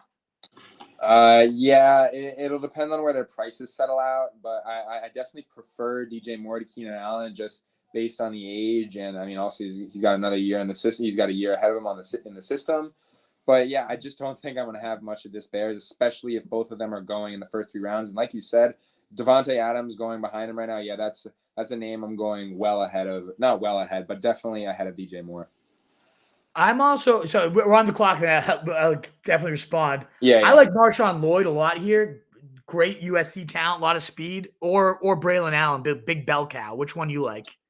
I prefer Marshawn Lloyd here. Yeah, me too. Perfect. All right. I feel like Braylon Allen's losing a little bit of steam. I remember just like for some reason everyone was just finding out that he was only 20 years old coming into the draft, and he got hyped up a lot because of that. But I don't know. I watched I've seen Braylon Allen throughout his career playing Ohio State like in person, and he I think he has the potential, especially with his age, to be an NFL running back, but he doesn't do a whole lot for me. Yeah, I'm with you. And Lloyd just brings that special. I'm surprised he's going so low right now, still after a very good combine and some of the better tape, fantasy points tape analysis. Brett Wetfield, I really like. So as his number 1 running back in the class, like he could go as the number 1 back. A lot of NFL experts are saying the same thing. So, who do you like more, Marshawn Lloyd or Zack Charbonnet? Probably Lloyd, like drafting today or just as players. Yeah, drafting today. Give me Lloyd, because what's Charbonnet's best case? That Walker gets hurt. We saw that last year, and Charbonnet didn't really do all that much in those games. He had like one okay Thursday night football game with like 17-ish points. Okay, nice. After that, he got hurt, didn't do much. Like, I don't know. I don't know that Charbonnet's all that special. A friend of the podcast, Christopher, I believe it's pronounced Jason. Chris Jason asking, I wish Curtis Samuel landed with the Chiefs, but Hollywood will be unreal. I think both these guys landed exactly where they're supposed to land, CJ. I think Hollywood Brown is a better fit for like lifting the top off the defense. And I think Joe Brady getting his guy Curtis Samuel back is perfect. So I actually disagree. I think Curtis would have been great with the Chiefs too, but he kind of would be doing what Rice and Kelsey already do, work in the middle of the field, the quick hits. Brown kind of brings that different vertical speed. Samuel had that vertical speed. I don't know if he still has it or not. He did have some vertical speed too, but to me, the skill sets seem to be exactly where that I want them, at least for fantasy. I don't know about you. What do you think with CJ saying Curtis Samuel better off there? Everyone loves the wish cast. So-and-so would be so awesome with Patrick Mahomes. Like only if he got to play with Patrick Mahomes, and like, yeah, it would be cool. But I agree. I think that Rashee Rice kind of is already filling the role that Curtis Samuel would play in Kansas City, and they needed that field stretcher guy. Curtis Samuel could be that guy, but I agree. I think Hollywood Brown is much more suited to play that role than Curtis Samuel is, and I think he does a lot of what Rashee Rice already does. Yeah, and we're acting like Josh Allen's not a great quarterback to play with fantasy-wise. Yeah. I mean, come on. I'm going to go – I really like going Will Levis here. I like Ricky Pearsall too, but like 2 teams only have 1 quarterback back here, and I think we don't even know that Geno's going to be their quarterback. They seem very lukewarm on him. I know I didn't really give you much say there, but I've hyped up Levis as my favorite quarterback after the top 20. Calvin Ridley now coming in. I think I had to pull the trigger there. Are you upset at all or no? No. I mean, with Dak already on the roster, we talked about it earlier. Levis is not afraid to sling it. So just from a best ball perspective, hopefully just catch him on some of those Dak down weeks where Levis is just running and gunning, letting the ball fly. And yeah, grabbing a guy who's going to be throwing to 2 high-level talents at wide receiver is never a bad idea. And then it's not necessarily a stack, but getting along with Tyjae Spears is getting a couple pieces of this offense. I think I don't really want to be heavily relying on Will Levis in any form for fantasy this season, but I think his play style and the wide receiver talent, I think he's a great second option to Prescott that we already have. Exactly. Yeah, the big games will be in there. Otherwise, he won't need to be. That's why Uh, I think also another underrated part of taking Dak right here, but really an early-ish quarterback and an early tight end like Travis Kelce is we don't really need more than two. We know Yeah. our guy's going to be in there for 70% of the games, and maybe a backup comes in and has a couple big performances. But that really frees us up to draft a ton of running backs and receivers, which is what I really like to do is taking these stabs, especially in these 20-round drafts. I'd love to have 10 receivers and 8 running back. Like I think it's a huge blessing because then you have these rosters where you have to have 3 quarterbacks and 3 tight ends, and then your depth at running back looks terrible. And I much prefer getting a nice short thing at quarterback and tight end and giving you that flexibility to then, if I want to go to 3 quarterbacks because one guy falls and I can't resist, okay, but I'll definitely just keep plucking away receivers and running backs at this point. Have you been grabbing any Drake May at all? I feel like he's falling too far, and I think he's just one of those guys that you can. He's well gone now, but I think he's just one of those guys that's great as a second option at quarterback, and I just feel like I don't know. For some reason, I was just thinking about Drake May just now, and I just think he's one of those guys who's just kind of getting overlooked in best ball right now. I do like him. I'll give you my thoughts in a sec. What do you think of Jonnu? Yeah. Tight end 2, Malachi. Let's go, Jonnu. Yeah, I'm a big fan of Jonnu with the maximizing that speed after the catch. I think I don't want to like Jonnu, but like in Miami and with no one else really there, like Durham Smythe doesn't scare me as a tight end. And I know Jonnu's not a particularly threatening talent either, but just grabbing pieces of that Miami offense, it proved to be valuable last year. Yep, 110%. I think nobody uses speed better than Mike McDaniels. So you were asking about Drake May. Where did he go? Let's find where Drake May went. Somewhere around the 150s, 60s. Yeah, 155 right here. I think it's great value. I don't know. I believe in Daniels more, certainly from a fantasy perspective with the rushing, but 25 picks separating them, I don't think is right at all. I know May wasn't known for his rushing in college, but he's pretty large. He's got that Josh Allen-esque build, and depending on the landing spot, if they decide to use him as a rusher, I think he could be one of those rookie quarterbacks that just kind of gets overlooked and ends up being a pretty big value. Yeah, and with us, I didn't even kind of think of this till now, hindsight 2020.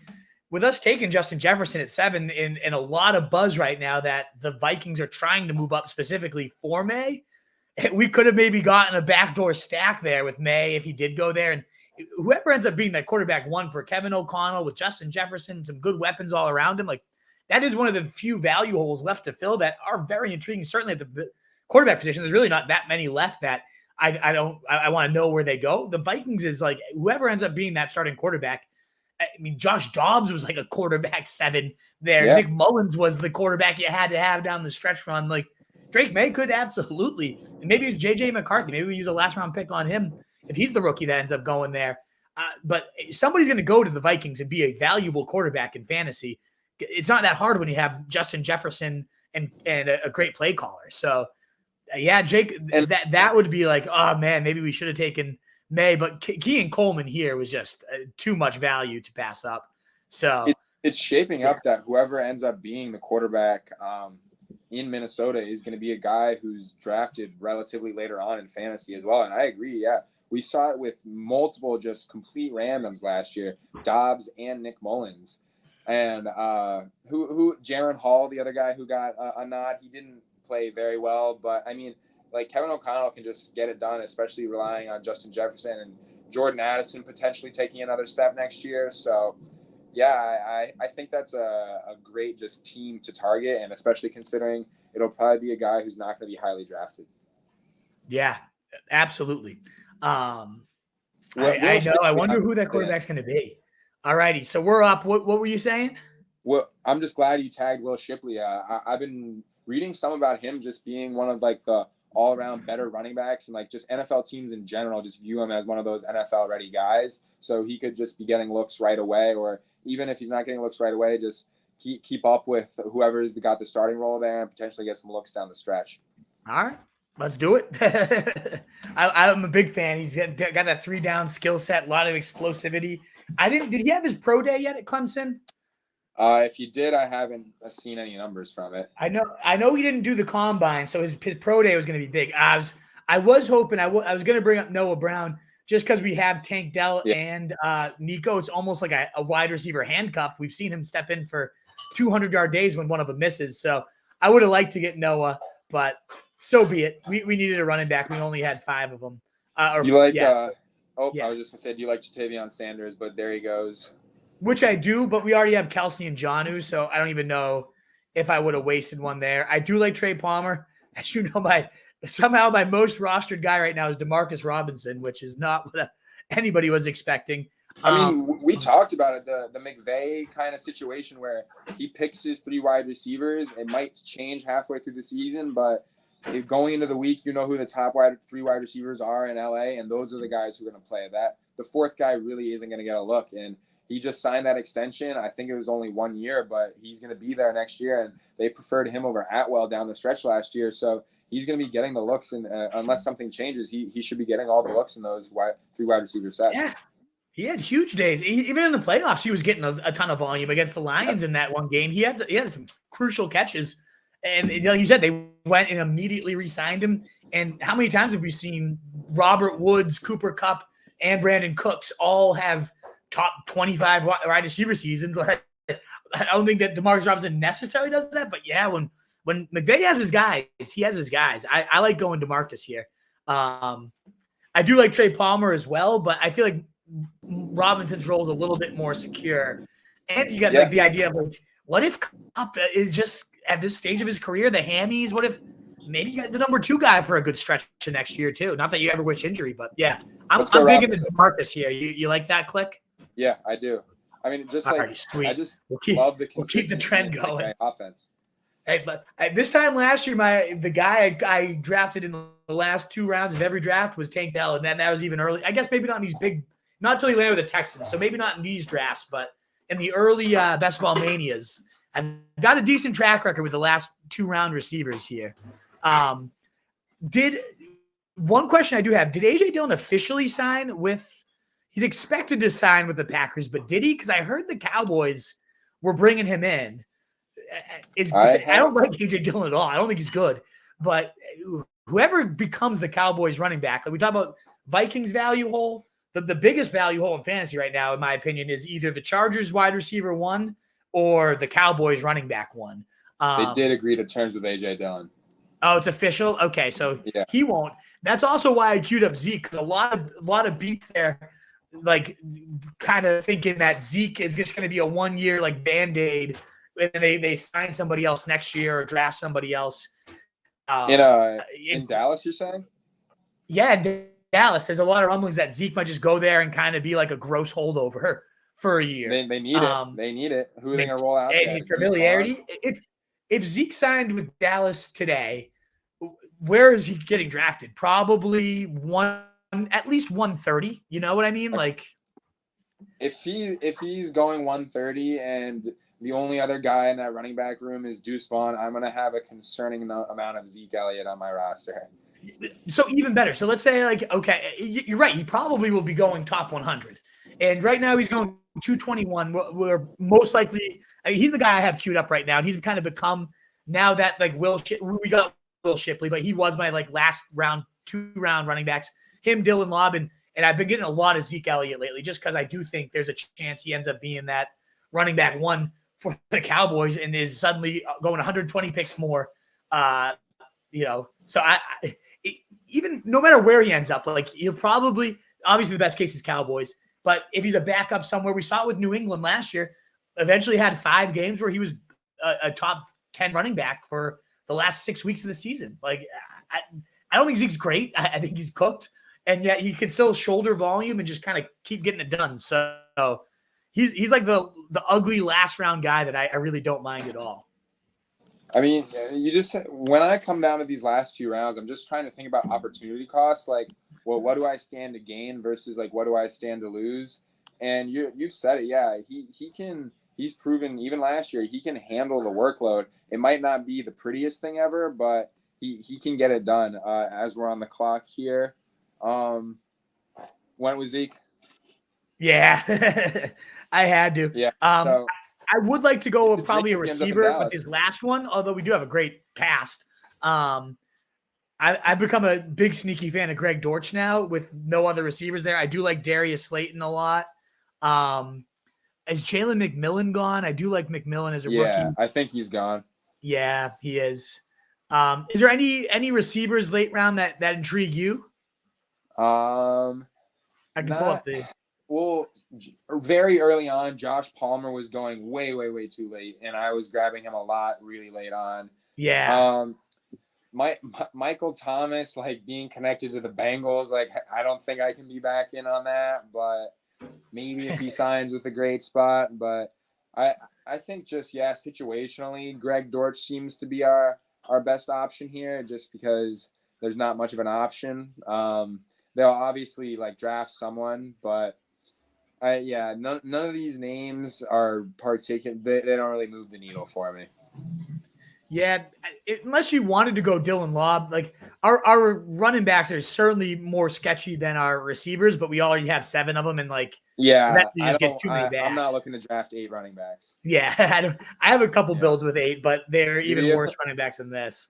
I like Greg Dortch. I'm a big fan.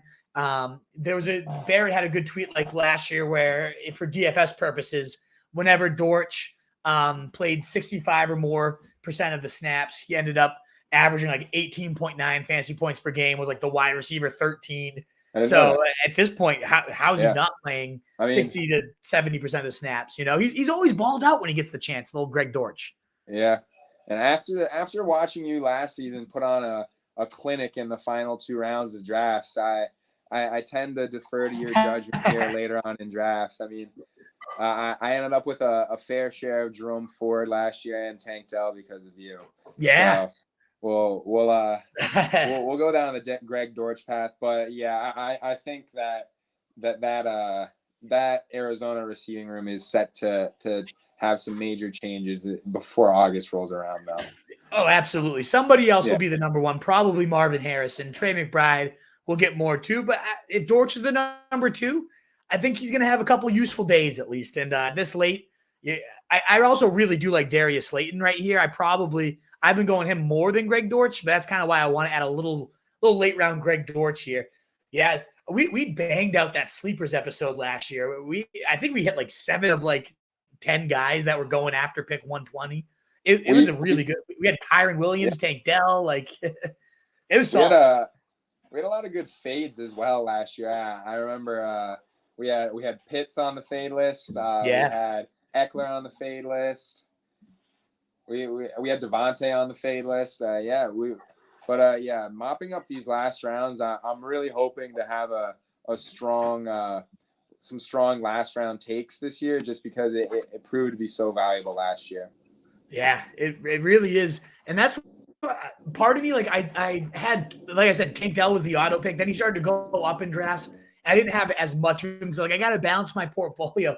I don't know. I wonder this year, especially with those like last 2 rounds, like. Yeah, I guess you miss out. Like if I went only Tank Dell and I didn't take any Kyron, you could miss out. But if I had 100% Tank Dell with every single last round pick, there's definitely some drafts where I was taking garbage. It might have been even different, a better season for me. So it's not loading. I was going to say load the draft up and quick summarize, but I think this is my favorite team we've done so far. It's only been a few, but I like this roster a lot. I think some guys fell to us, and we were able to take advantage of that. And I feel like, as always, I think this is going to be a common theme. We'll just see how the running backs shake out, but I think that is going to be the pretty common approach, especially in best ball this year. Just the full running back punt. Yeah. So we don't have the draft board here, but as you said, we didn't take our first running back till 66, and we still have Montgomery, 12, 13 touchdowns last year. Mostert, 18.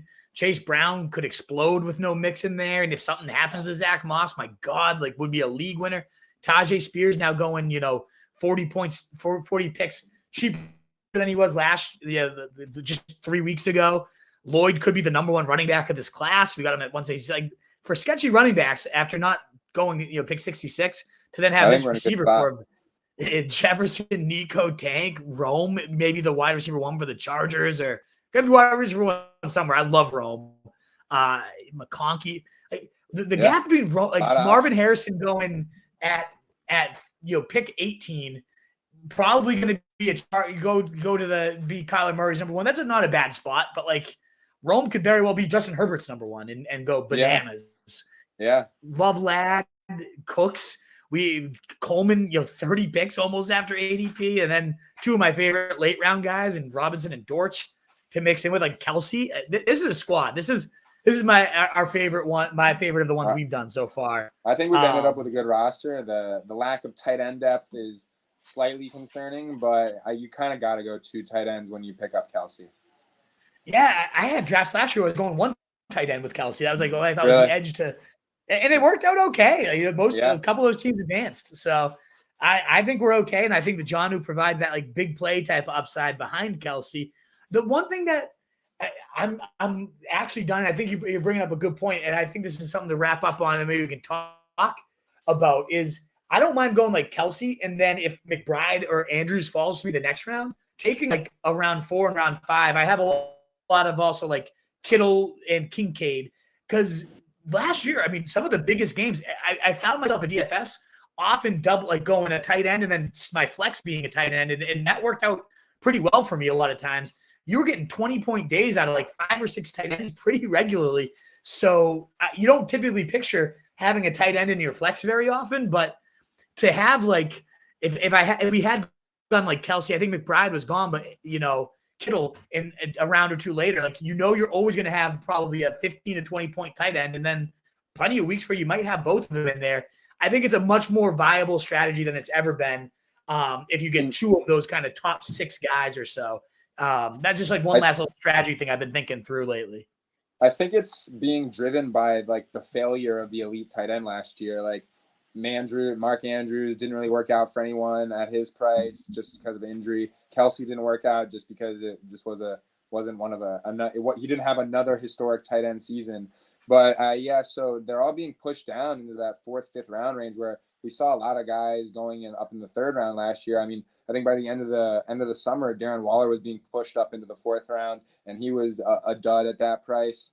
So I think this is a function of that kind of not working out last year. And I agree. I think there's several tight ends who can compete and contribute as a solid wide receiver 2, wide receiver 3 level of production out of a tight end. So I mean, obviously it depends on how the draft board shakes out in each individual draft, but I think that's a very viable strategy this year with some of these guys going in the 5th round. Yeah, absolutely.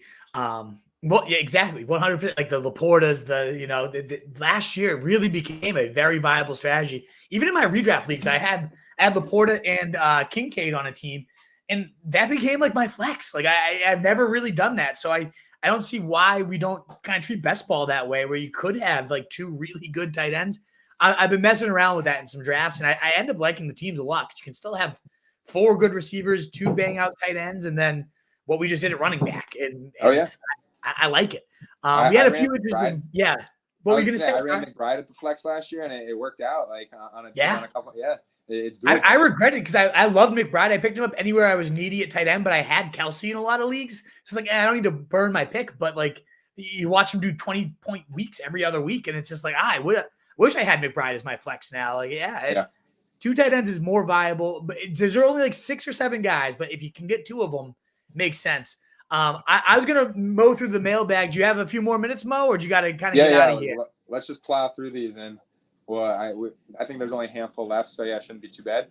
Perfect. And as we move through, guys, still got 270 with us. Thank you so much. Love to see the numbers still doing really well in the offseason so far. If you don't mind hitting that thumbs up button, any likes, shares, retweets, helping the channel grow is so greatly appreciated. You can find me at Roto Street Wolf as well.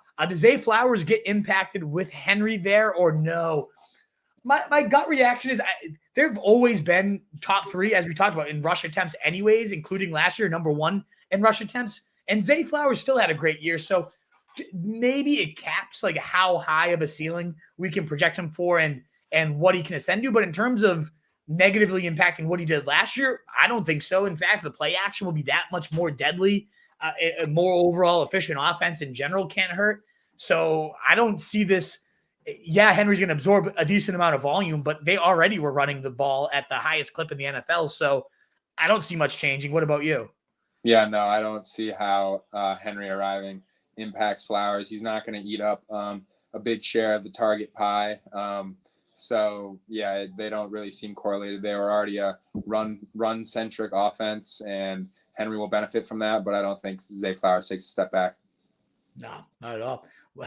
Ryan bringing up a great question. I've seen this one quite a bit in the fallout of the Ridley, AJ Brown. You could have had AJ Brown at a cheaper price tag for 4 years not too long ago. And instead of paying, especially when it's like your own guy too, like you drafted the guy, you got it right, reward them. They probably don't want to leave. They just want to be respected. And then you go instead, give all that money to Ridley, who's, I think, half the player. I like Ridley. I really do. I don't want to be like dumping on him, but I just love AJ Brown. So I 100% agree with you, Ryan. So dumb. And you got to keep your guys. You got to reward your guys. It sends the right message about your organization.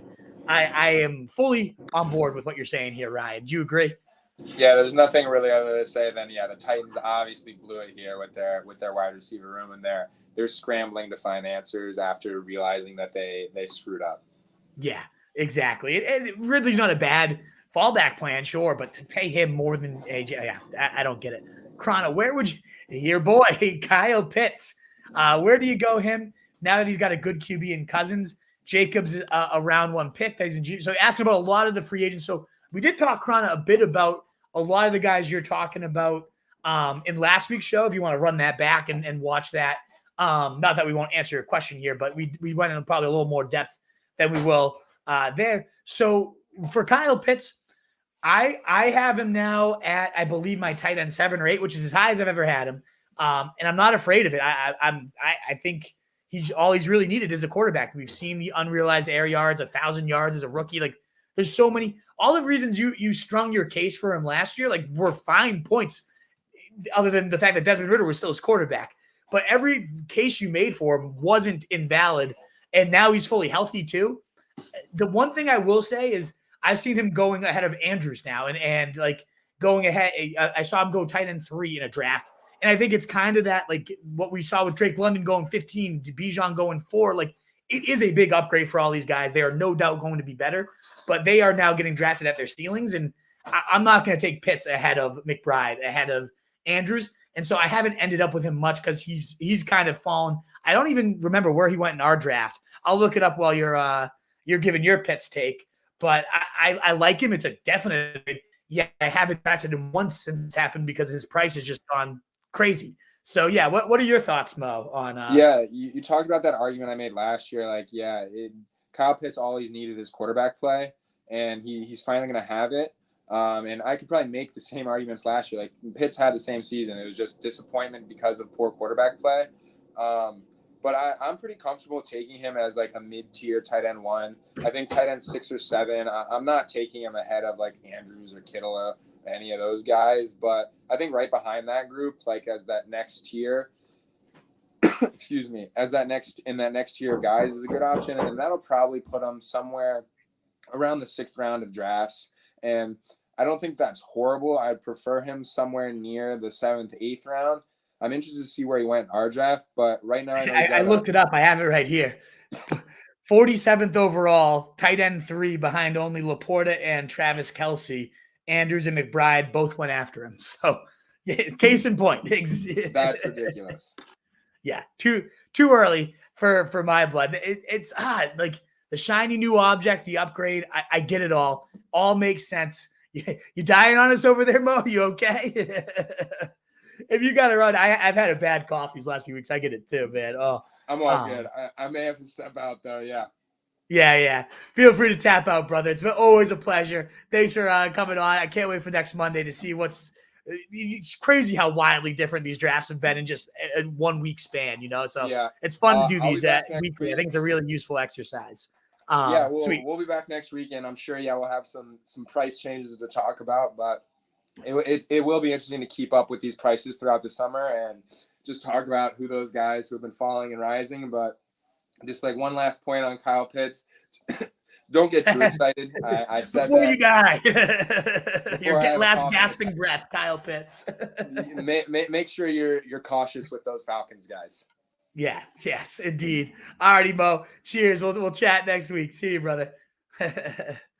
I mean, case in point with those Falcons guys, we saw Drake London go 15, Bijan go 4, Pitts go 47. Could they pay those out? Yeah, they really could. The upgrade of Cousins can't be understated, but that is, you're drafting them at their ceilings, and that's never a great recipe, especially when it's a quarterback coming off a torn Achilles. We shall see. Josh Jacobs, round 1 pick.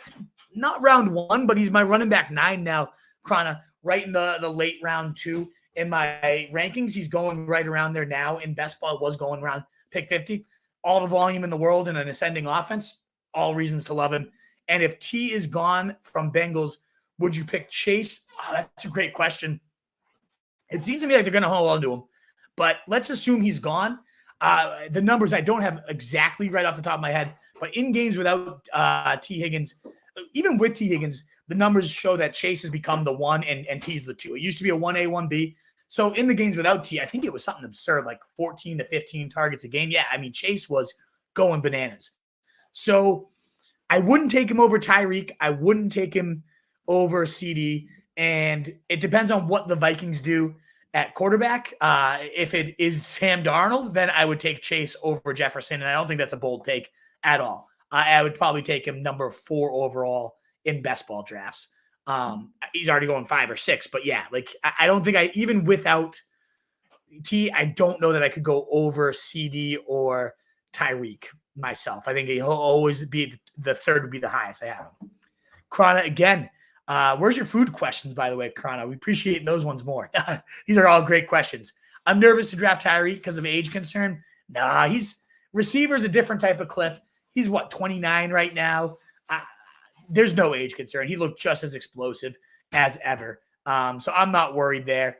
And I have him above Lamb, but most people take Lamb ahead of Tyreek right now.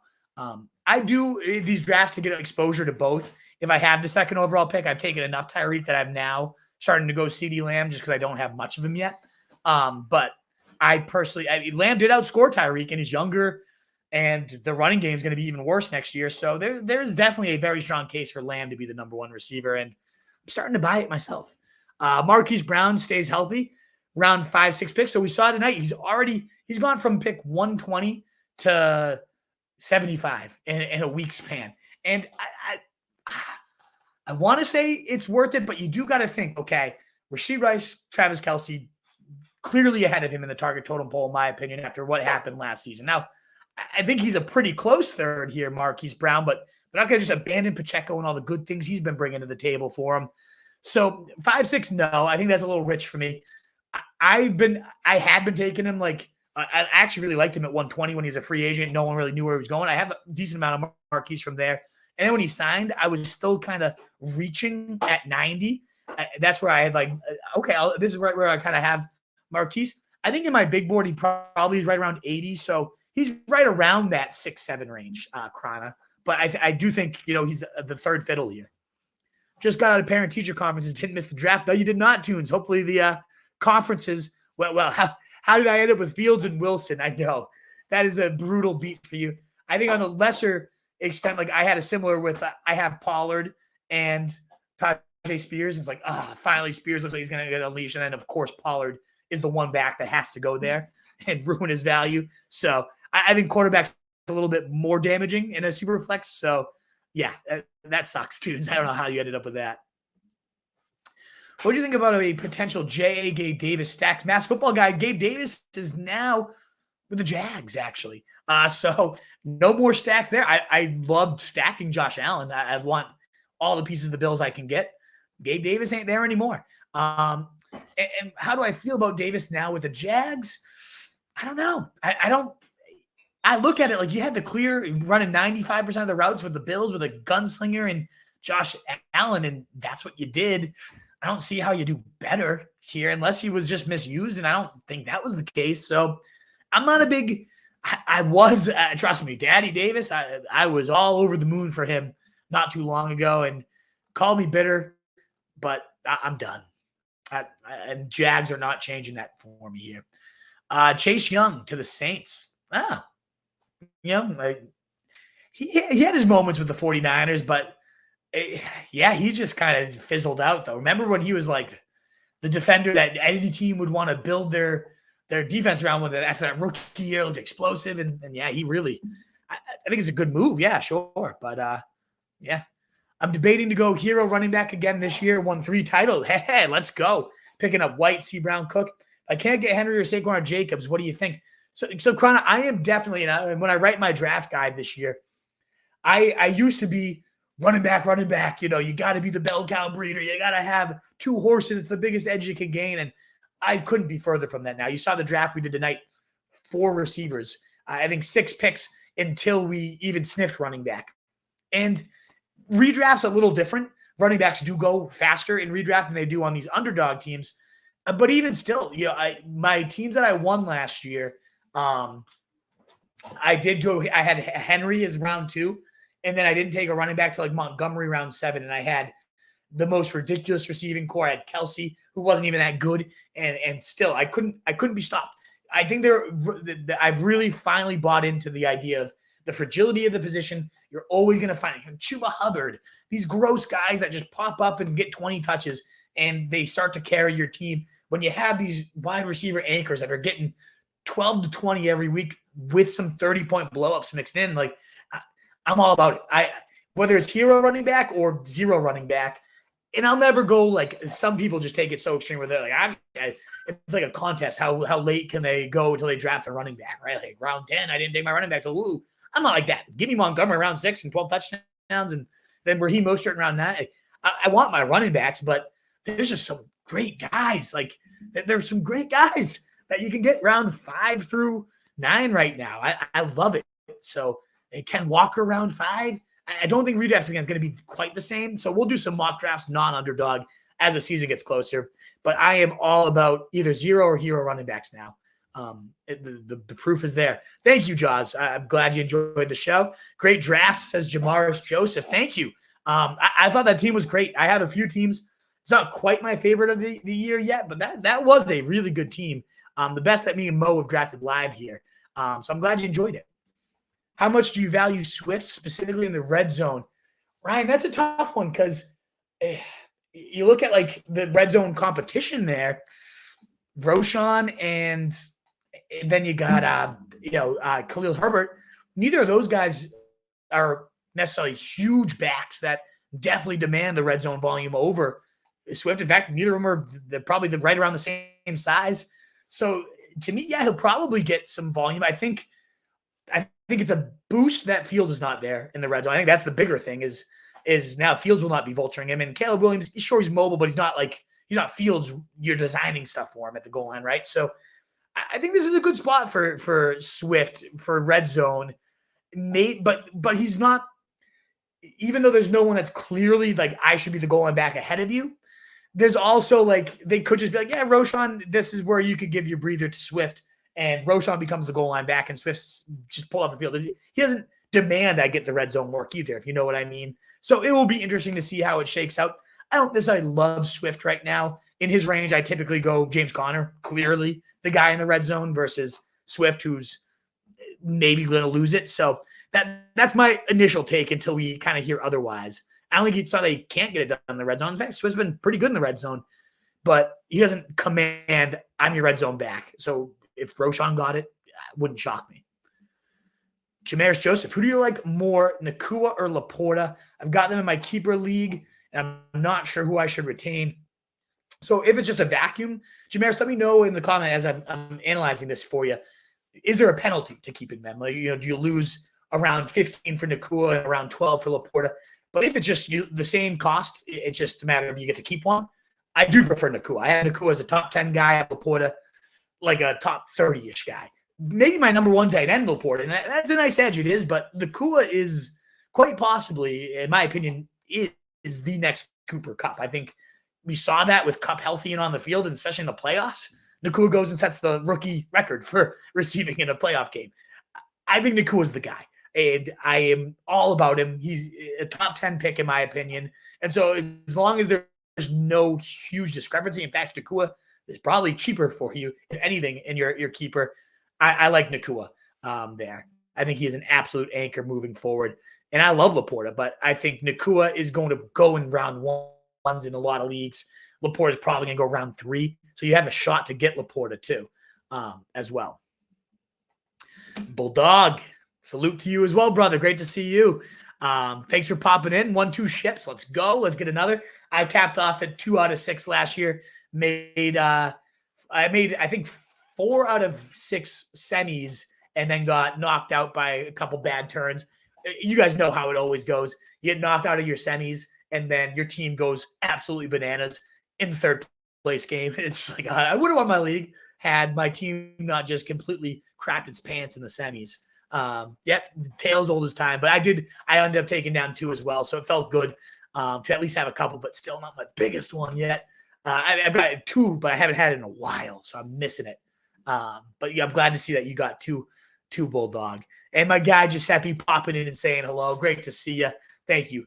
Indeed. Well, back that wraps up the best ball stream, in addition to I guess I can't call it a rapid fantasy free agency takes, because we really went in depth on a lot of those guys. Hopefully that was helpful for you, though. Hopefully you enjoyed our breakdowns on Henry and Jones and everybody. There's write-ups on all these guys at rotostreetjournal.com, as well as my best ball rankings, my redraft rankings. They're always constantly getting updated through all this free agency chaos. So if you want the latest boards, go check out rotostreetjournal.com. You can find me also at rotostreetwolf, tweeting out my thoughts here. We'll be back next Monday at 4 p.m. for another draft. And I think me and the Truth are going to start getting a Thursday show going as well. It's the off season, but there's no rest for the weary. I love seeing you guys. I love chatting football with you. So thank you again so much for coming in. I hope you enjoyed and found it insightful. And if you did, one last plea for that thumbs up button for any likes, shares, retweets, all that good stuff. In a world full of fantasy sheep, guys, be the wolf. Until next time,